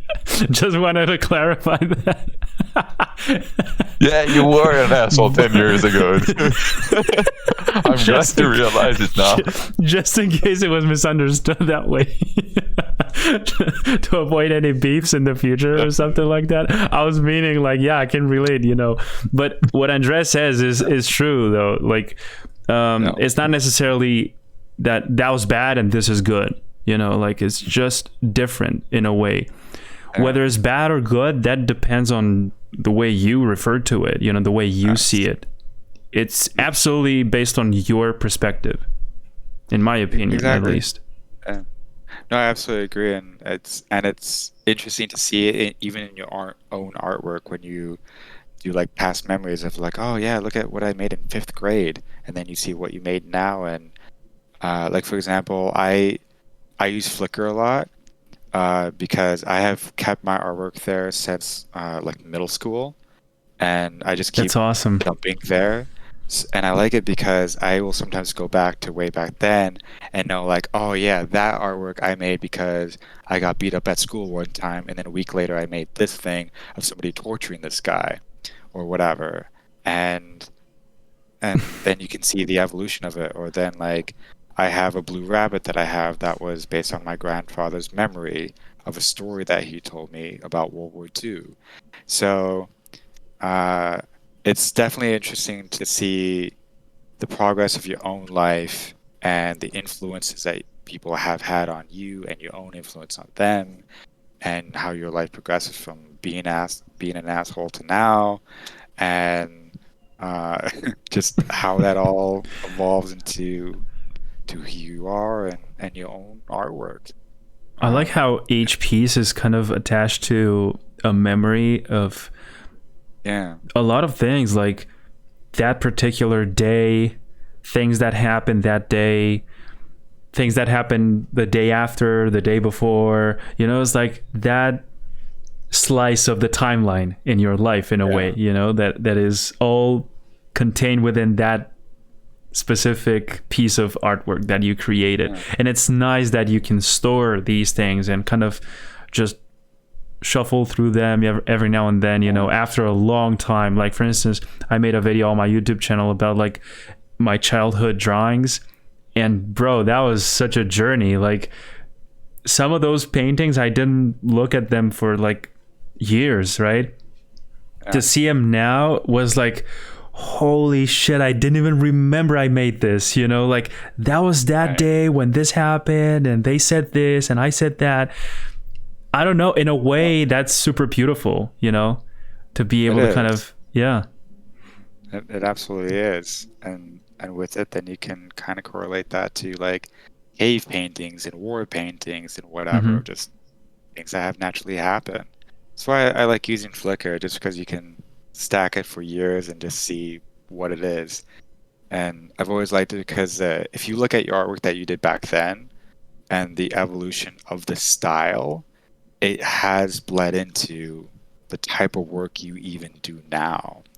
Like let me send you a link of the artwork that I did from years ago, and you're gonna see this and you're gonna be like, I can see why you do matte painting now. Sure. Because it clicks right into it. Where is it? Oh, here you go. Here's one. I'll send it to you on Discord. And it really. Do you just want me to feeds share into- it on the episode? Oh, if you want, go for it. Of artwork like this, because it went into like being adopted or being whatever, and then by accident an advertising company saw this and went, hey, you're really good with Photoshop, can you do a landscape painting for us? And they were like, can you do a matte painting for us? And I was like, yeah, sure. It's my first big freelance job. I don't know what matte painting is, but I'm just going to go and do it. And then boom, that led me into visual effects. So it's always kind of interesting to see even people's old artwork of creature designs or environments or whatever, and how that has, as kids, influenced what they do now for a career and for a job. And you can always see it in everyone's artwork whenever they post something from ages ago, and versus now. So that's kind of something that got me into visual effects a little bit, was all this. And back then, when I was doing work like this, people hated it because they were like, oh, you're photo manipulating, that's illegal, you can't do that, that's not real artwork. I was like, oh god, whatever, all right. And then now everyone does it, so I was like, all right. Yeah. But it's really interesting, man, like to see the evolution, you know, because I've seen that was around 2012 or something like that. around that time, right? So you use Flickr. Do you guys store some of your earliest paintings somewhere like that? Because in my case, I think I have DeviantArt. Yeah. Something around the same time, I think 2013 or maybe, yeah, something like that. And oh boy, there's a lot of like crazy beginner paintings that I don't know, dude. It's crazy how this works, because sometimes, you know, I look at stuff that I did, I don't know, 15 years ago, and I'm like, well, that's impressive. Like I actually can't believe I was able to do that at that age.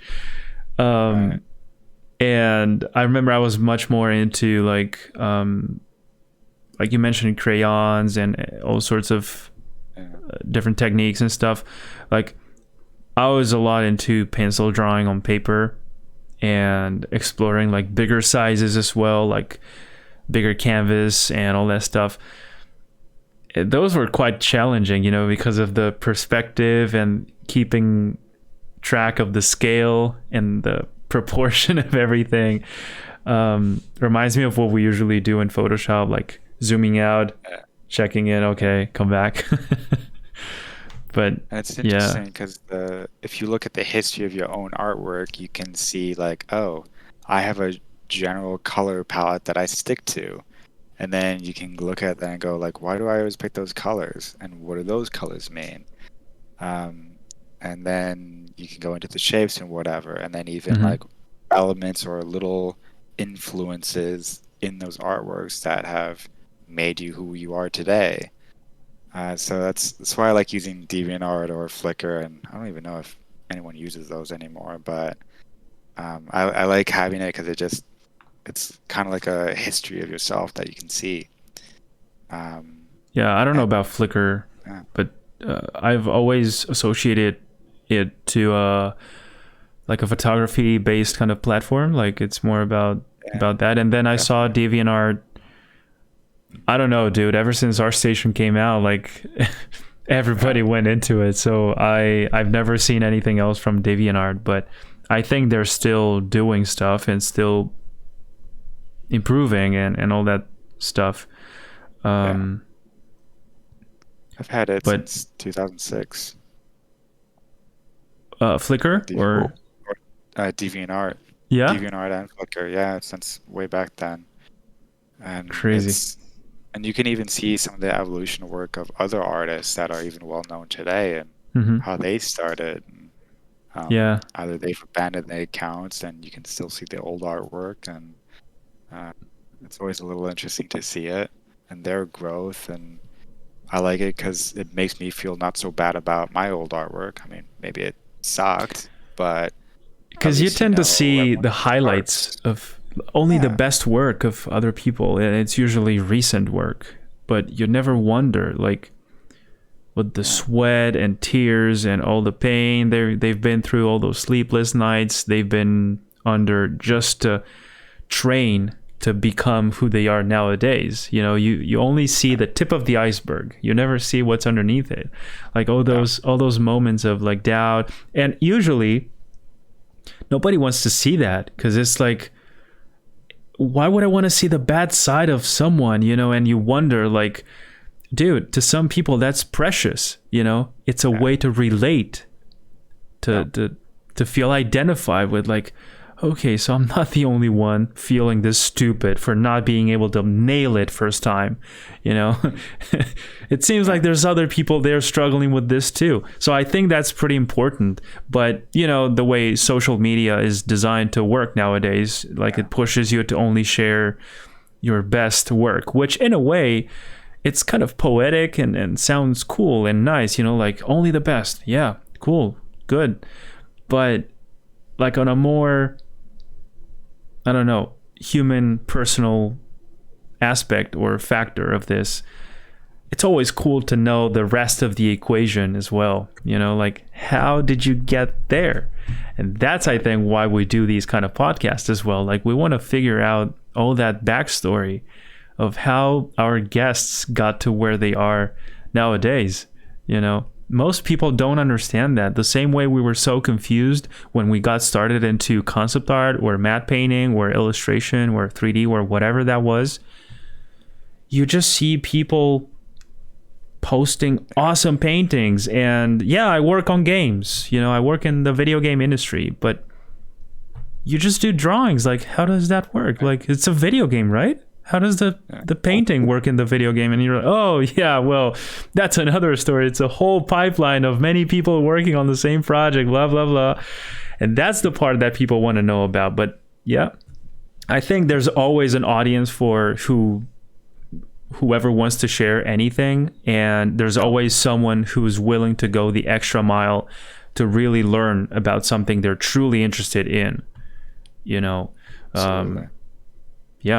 because I see, like, I know there's a lot of books and a lot of art of books, that can be quite confusing to beginners and stuff, because it's like, it makes you believe that okay, so this is concept art, all right, then that's cool. And then they feel quite disappointed when they start working, because it's like, this is not what it was like on those books, Right. It's not as glamorous as it looked like. Yeah, these but aren't the five because those were tricks. those were the highlights, right? So Yeah, exactly. People don't get into the nitty-gritty of those things. It's always do these 5 things and you'll be a master, or follow this 1-hour tutorial and you'll know everything. It's like, no, like, you have life for a reason. It's going to take you time. Like, start with that and give yourself time to grow. And I even teach it to people with freelancing who have questions of like, oh, I want to go and start freelancing and making money and making $1,000 a day. And I'm like, good luck. Like, be a little realistic here. Like, start slow and give yourself time to grow and make the money based on, like, did you actually do good work? Did you get more clients? Whatever. Reasons to it. And if it doesn't happen overnight, I dismiss it. Yeah. I don't want it, because I thought it was going to be overnight, You said I was going to be successful the next week.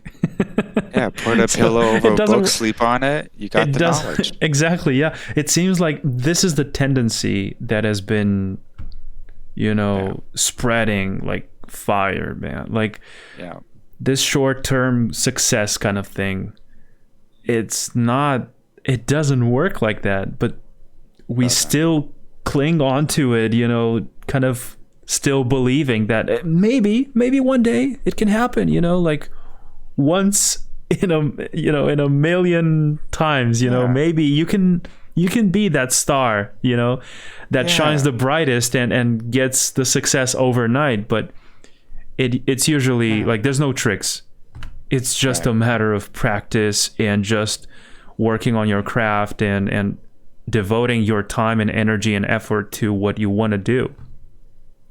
It was like what Matthew McConaughey said at the Grammys of like his father asking him who is his role model, or who is his role model, and he thought about it for a few days, and he said his role model is him in 5 years from now. And I thought that was brilliant, because I love that video. Because it really lets you know, like, hey, you know what? I want to make a goal for me of what I want to become. So that kind of lets you know, like, okay, I can control my own time for the future. The past is already done and been controlled. Let me look forward to this and make this what I want to be. And then you can shape yourself with it. And it lets you really understand the value of time of, okay, I can't sleep tonight and wake up knowing everything. But if I can do it in 5 years from now and give myself the time to understand it and really understand it, then I'm going to get there quicker, easier, and more proficiently. And then from there, you can go into other areas and subjects and whatever and build that knowledge base with other things that you've done and whatever.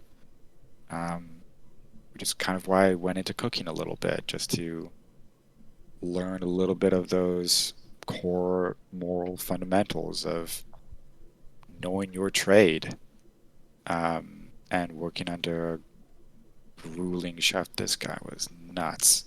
Swear, some of the things But that he did. You didn't he know was- that when you were getting into the cooking thing, right?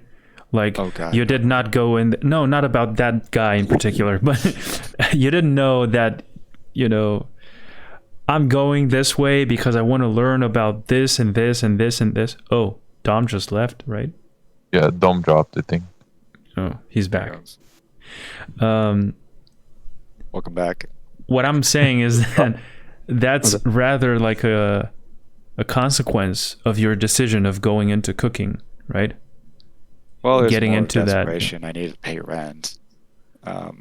Yeah, but I mean, as a consequence of that, you learned all these other things, all this structure, all this value thing of like different roles and different, right? Yeah.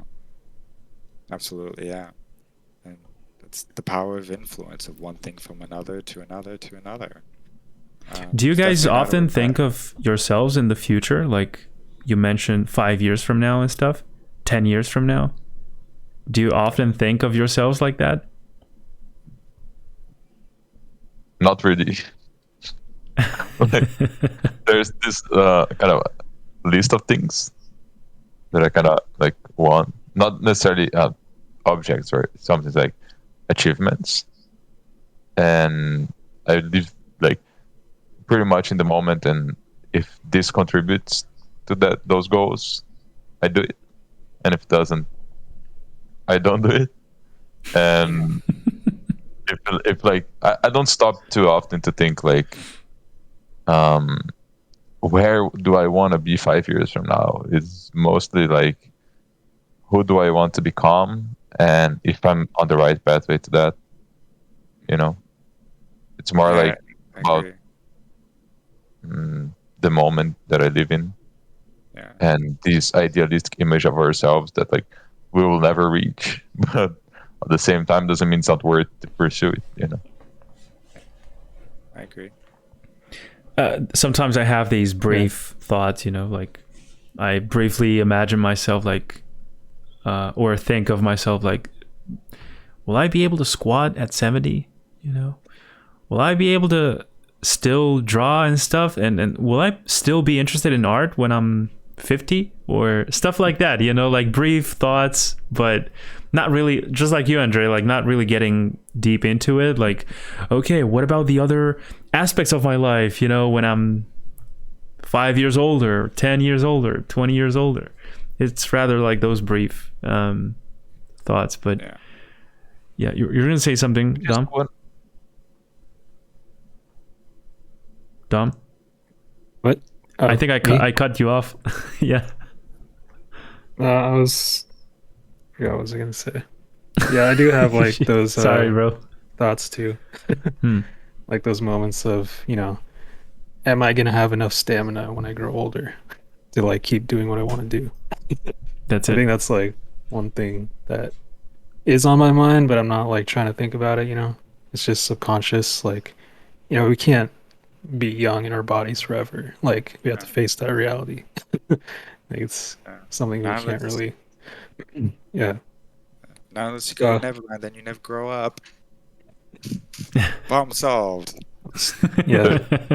There's Give a me some sort of like beauty into getting old, because you kind of have to accept a lot more things, and like, not that you need to give up, but you need to like learn to work with yourself and still make the best out of it, which look, what Adrian said about like, would I be interested in drawing when I get older? Like, I also find that it's cool to not identify yourself too much with titles, because then you can accept if one day, like, if let's say that one day I don't like drawing anymore, that will not crumble my entire personality and my entire being. It will be just like a part of myself that I'm letting go. Just like when I was, I don't know, a teenager, I had to let go this idealistic view of what I wanted to become.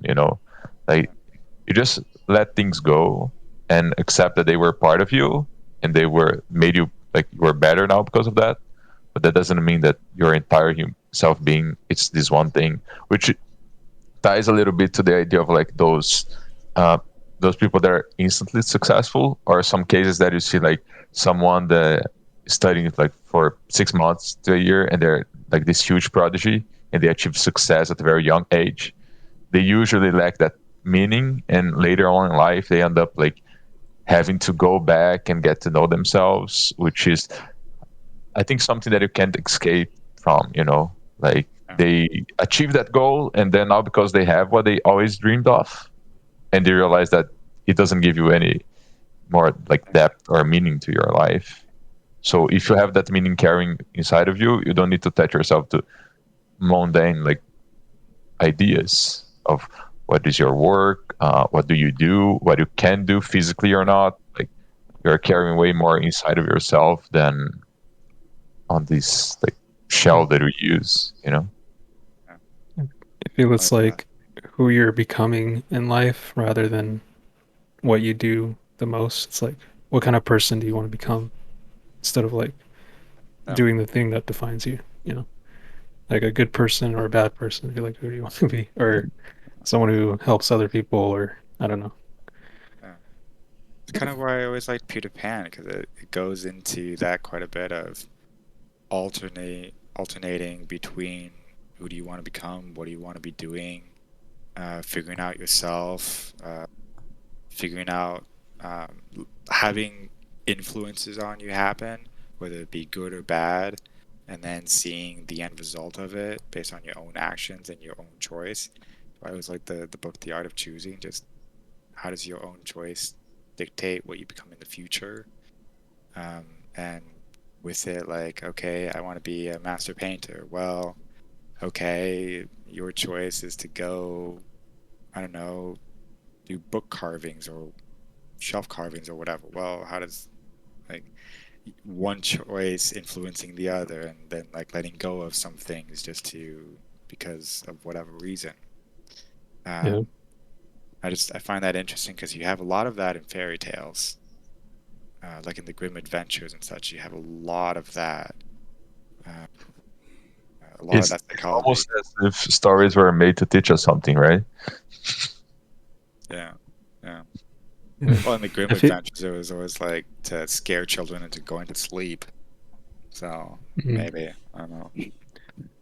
Yeah, I feel like people kind of lack their why of why they want to do things. It's like, I want to do this, but I find that pretty difficult to find out about.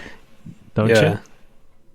Yeah, because we want to have that hobby or that passion that we want to do, but is it for anything specific? Are we just doing it because we want to do it, or is it for either for ourselves or for other people? Depends on like your philosophy on things. Do you think that changes as well? I think that why also evolves with you, same way you change. Also, your why changes, your mentality, your mindset, your perspective. Absolutely.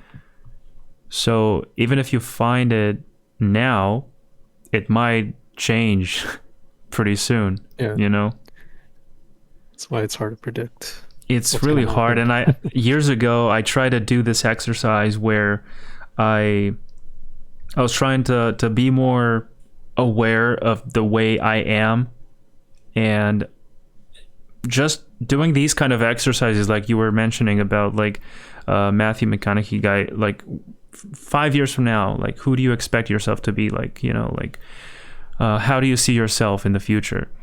And there was a what, who, and a why, right? Like these three questions, like who I am, who do I want to be, then what do I do, what do I want to do, and then the why thing. The why thing doesn't need two things. It's like why, just why, And that was the one that took me a long time. Like I'm speaking over a year and a half, 2 years, maybe 3 years, and still I haven't finished it because it's always changing. I didn't start I didn't get started in this industry with the same thing that I'm with the same goals that I have now, right? It just changes, man. It's you keep adapting. It's an ever-changing kind of trajectory in a way. You keep correcting that course. Absolutely, all the time. Yeah. What do you think, Andre? I always think that that's the beauty of like being able to think, because that's evolution at play, right? But at every single moment, you're like becoming a new self with the same body, but a new self to adapt to new situations. And like, technically, it's a new body every 7 years or so, right? Because of the way cells work. Yeah. Yeah. You get the gist of it. I know. Yeah. Yeah, dude, I mean, it's great. You can relate it to like relationships too, you know, when you break up with somebody and you transform yourself into an entirely new person. And then or if you get off and you actually go to the gym and actually change yourself.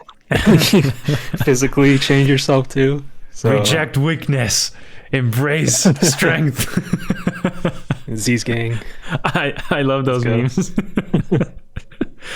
But yeah, it's insane how we neglect some of the basic pillars of our very existence, you know, like our very health and all that stuff. Who needs exercise? Just got work and I make money, and and then you can't do anything with that because, you know, you have a lot of time but you don't have health, and all that money, what do you do with it? How do you spend it? Or like you gotta create the balance. Exactly. And you gotta find that balance. Exactly. And then with it, like just sacrifice things to make your version of why better and more suited, and let it adapt. And it gets interesting with how that even changes your artwork and who you become. Here's that conflicting point again, you know, between these different ways of seeing things. Like, I find it beautiful to make those kind of sacrifices, you know. They are, I don't know, philosophically interesting and beautiful, because it's like a heroic kind of thing, you know. Like, I sacrificed my whatever, you know, for this, to devote myself entirely to this thing. Either it's a project or a person or a place or whatever, you know. Yeah. Why are you laughing, dude? What's up? Well, because the only difference is that, look, I know I laugh a lot when people are saying it's just because I find every time I try to get into something serious, Andrea's like, no, it's just because you were saying like, oh, I find it beautiful that like you sacrifice something, but there's no choice for no sacrifice. The only difference is that you are like deciding or not what you're sacrificing. Because let's say that you live your life without thinking about it, what you're actually sacrificing is your whole potential, you know, your whole being. Even when you don't sacrifice anything, you're actually sacrificing that's the thing, right? That There's possibility, no not sacrifice. Right? Yeah. There isn't a possibility of not sacrificing something. Exactly.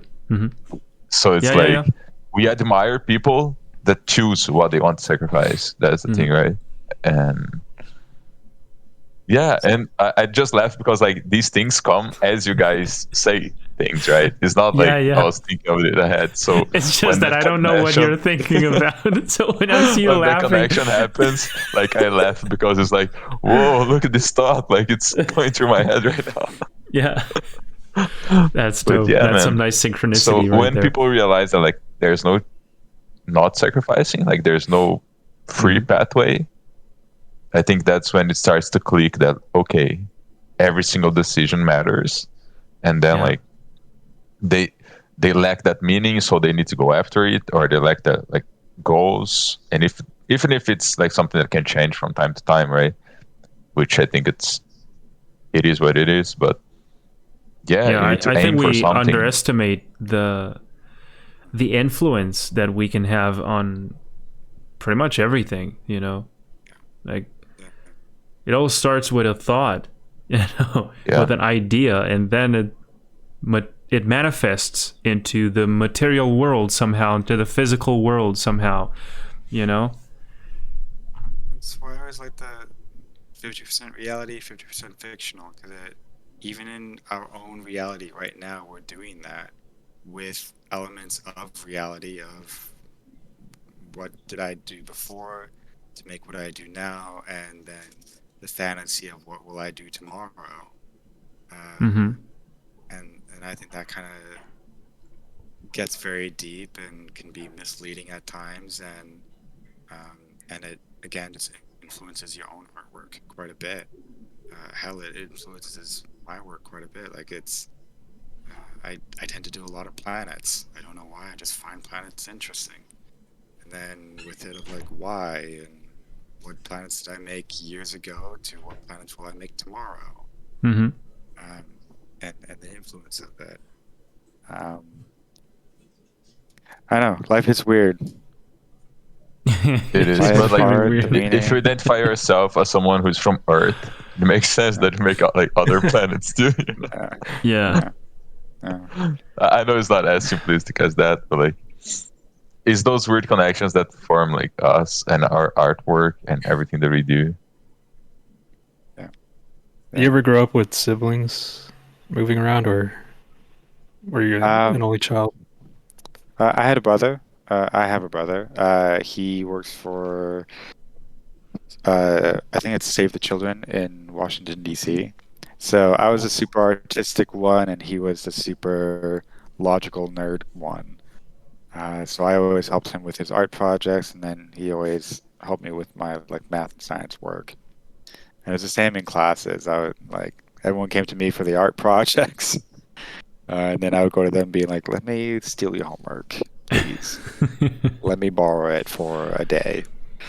It's cool. Um, it was fun moving around and traveling, but again, with it, it came with a massive sacrifice that still has influenced my life today. Of like, I'm getting tired of moving around, and I'm and with it, you definitely feel like you've lost something a little bit, which are like what we were talking about earlier, your roots. But then with it, I've kind of been trying to identify my own roots, which is why I like telling people I'm from Earth, because for me that is it. Uh, and I feel like other people, oddly enough, when you say that to them, at first they're like, "Why did you say that?" But then you can see a click in their face of, Oh, you're one "Oh, of that makes those sense." cool modern people who Yeah, think yeah. they Like in your belong case, it makes a everywhere. lot of sense. Yeah. I can Yeah, understand someone who lived like on the same city Yeah. the entire life, never like even went to another state, and they're like cookie crazy. I am from Earth. I embrace everything and like love and life. And like that's a little bit far off to me. But like in your case, it makes a lot of sense. yeah. But with some people, you see their expression like that, and then others, they then understand of like, oh yeah, you are right. We are from Earth. Like, yeah, that is home for us, and it works and it clicks. And I try to portray a lot of that in my own artwork quite a bit, um, and it's why I like what I do for a career of map painting, because it really allows you to know like this is home. This is this is where we're from. This is our roots. This is my roots. Um, and it just, I know it gives me a lot of satisfaction with that kind of work. And thankfully, it bleeds into having a career. I think with growing up, my parents were happy that I did art, not because they're like, oh, you're going to be making money and whatever with it, but they were just happy with it of like, you have something in life that makes you happy, and a majority of people don't. And they always said it because they were, okay, this is going to freak you out a little bit. They were teachers in federal and state prisons Hmm. for mass murderers for quite some time. Yeah, Dre's see your face. face. Okay. Yeah, and sure. they Typical always talked job. about how, yeah, and they always talked about how all these people never knew what they wanted in life, and it drove them nuts to such a certain extent that they went on a rampage or had a rough influence of something because they were trying to figure out who they were and whatever. A lot of And pain. Yeah. oh yeah, so much pain with it. That my parents were just always like, it's the fact that you have something that you can stick to and be happy about forever is better than what most people have. And I'm glad that has led into what I do for a career and a job, and even into my IP and personal work and my own self-discovery. I think I got very lucky with it, being picked out of an orphanage. So good job, parents. Good choice. Thanks for buying me.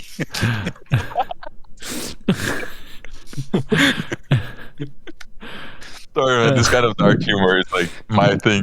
What to Great say? stuff.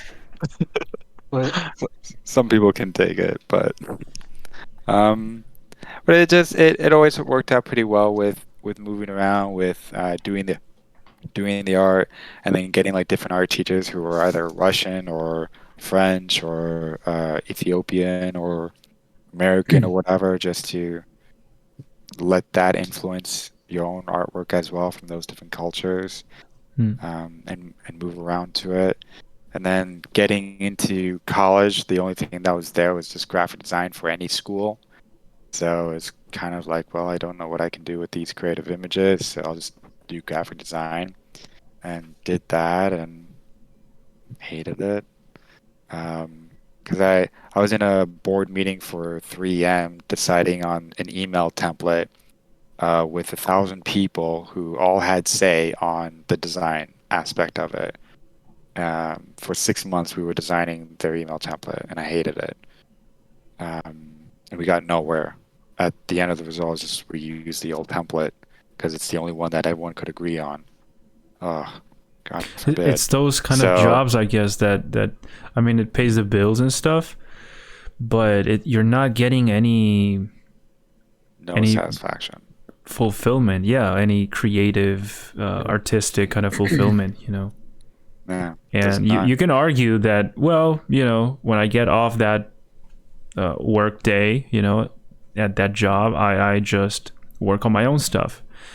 But how much energy do you have, you know, when that's over? I mean, yeah. That's why I like what we all have as a job in this industry of concept arts or whatever, because we get to, even though we're doing work for clients and other people, we fundamentally at the same time get our own say of things. We get to dictate our own, how does light work? How does color work? How does texture work? To give to clients. And they love it. And I think for a lot of people in this industry, they're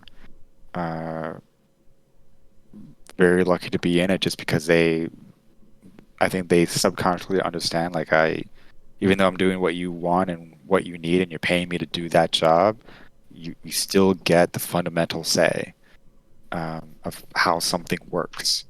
And I think we all like having that control. We all like having our dreams and ideas and aspirations and memories put into those works for clients and whoever, even if they don't know, the clients don't know it. It just happens naturally, I think. It's always a little interesting to see. Yeah, I feel like our industry like leverages a lot on the ego of the artist, because it allows like everyone to be proud of their work and at the same time build something that is bigger than what any of us alone could do. You know? Yeah. So like, And I'm going to give you this competitive. little piece of control. So like, you do your best because you think you're in control, but at the same time you're building this massive thing that will be. Absolutely. It's an illusion. Absolutely. Yeah. Oh boy. Yeah, yeah, guys, it's been a while. We're reaching the 2-hour Yeah, mark. 2 hours. Actually, The 2-hour we've mark. we Looking at passed that, it yeah. That was already. a good Yeah, it's been But- a journey. conversation. Yeah, this was quite deep, dude. Like, thank you so much for diving into all of these topics. And yeah, sorry if I looked like I didn't say much sometimes. It was just like I was just purely listening, you know, to what Oh, you were you're okay. talking about, and Me I too. was like just thinking all Yo, those Adrian, questions popping, you know. Out of all of us, you're the only one asking questions and not completely mesmerized. So don't worry. I was Oh, mesmerized.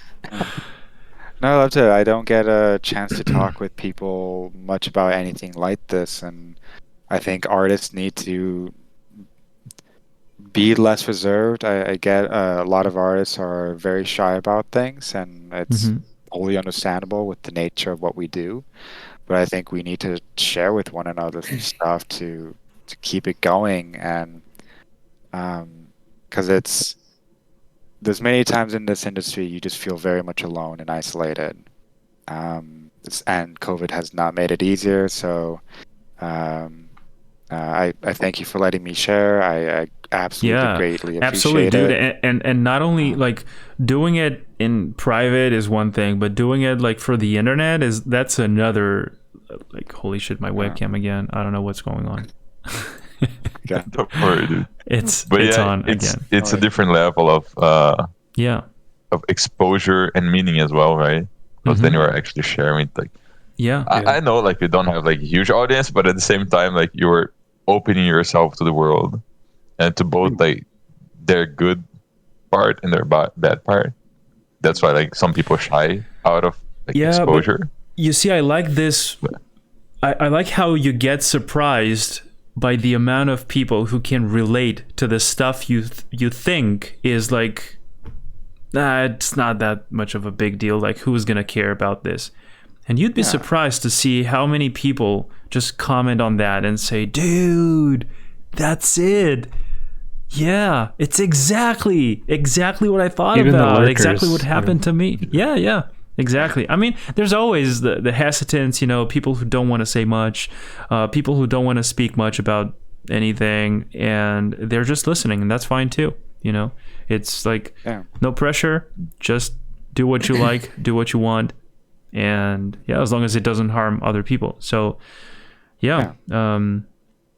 Thank you so much Yeah. for coming, man. Yeah, Thank you thank for you, man. Yeah, do you have being like here any again. final messages for the audience? Like anything that you feel like Yeah, we didn't but touch on? But Any Just last before- inspiring message? Before your for our message, audience? I would like to invite our audience to kind of let us know in the comments what they think art means and what they think love means, and all those questions that we've been, you know, going around in the beginning. We're kind of midway through the episode. take notes. There were lots of questions. You can like fill up a form with those questions in the comment there. Just a couple of them, man. Come on. Make us proud. Yeah, absolutely. Yeah.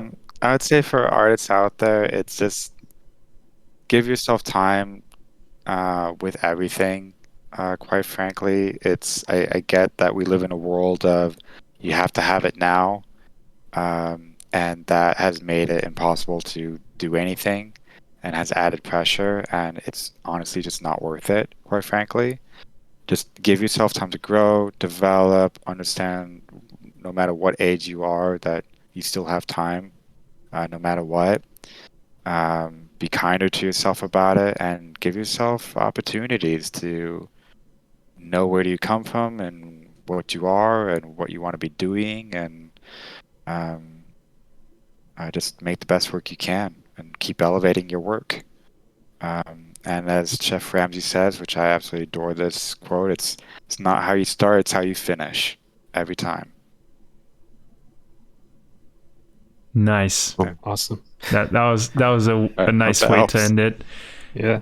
Definitely, dude. Thank you so much. And yeah, thank you everybody for listening to us. And we hope you found this interesting, helpful, or at least entertaining. And again, we would like to know what your thoughts are on those couple questions. And yeah, this being said, just take care of yourselves, enjoy your time, and have a good one. We'll see you on the next episode. Thank you again, Ian.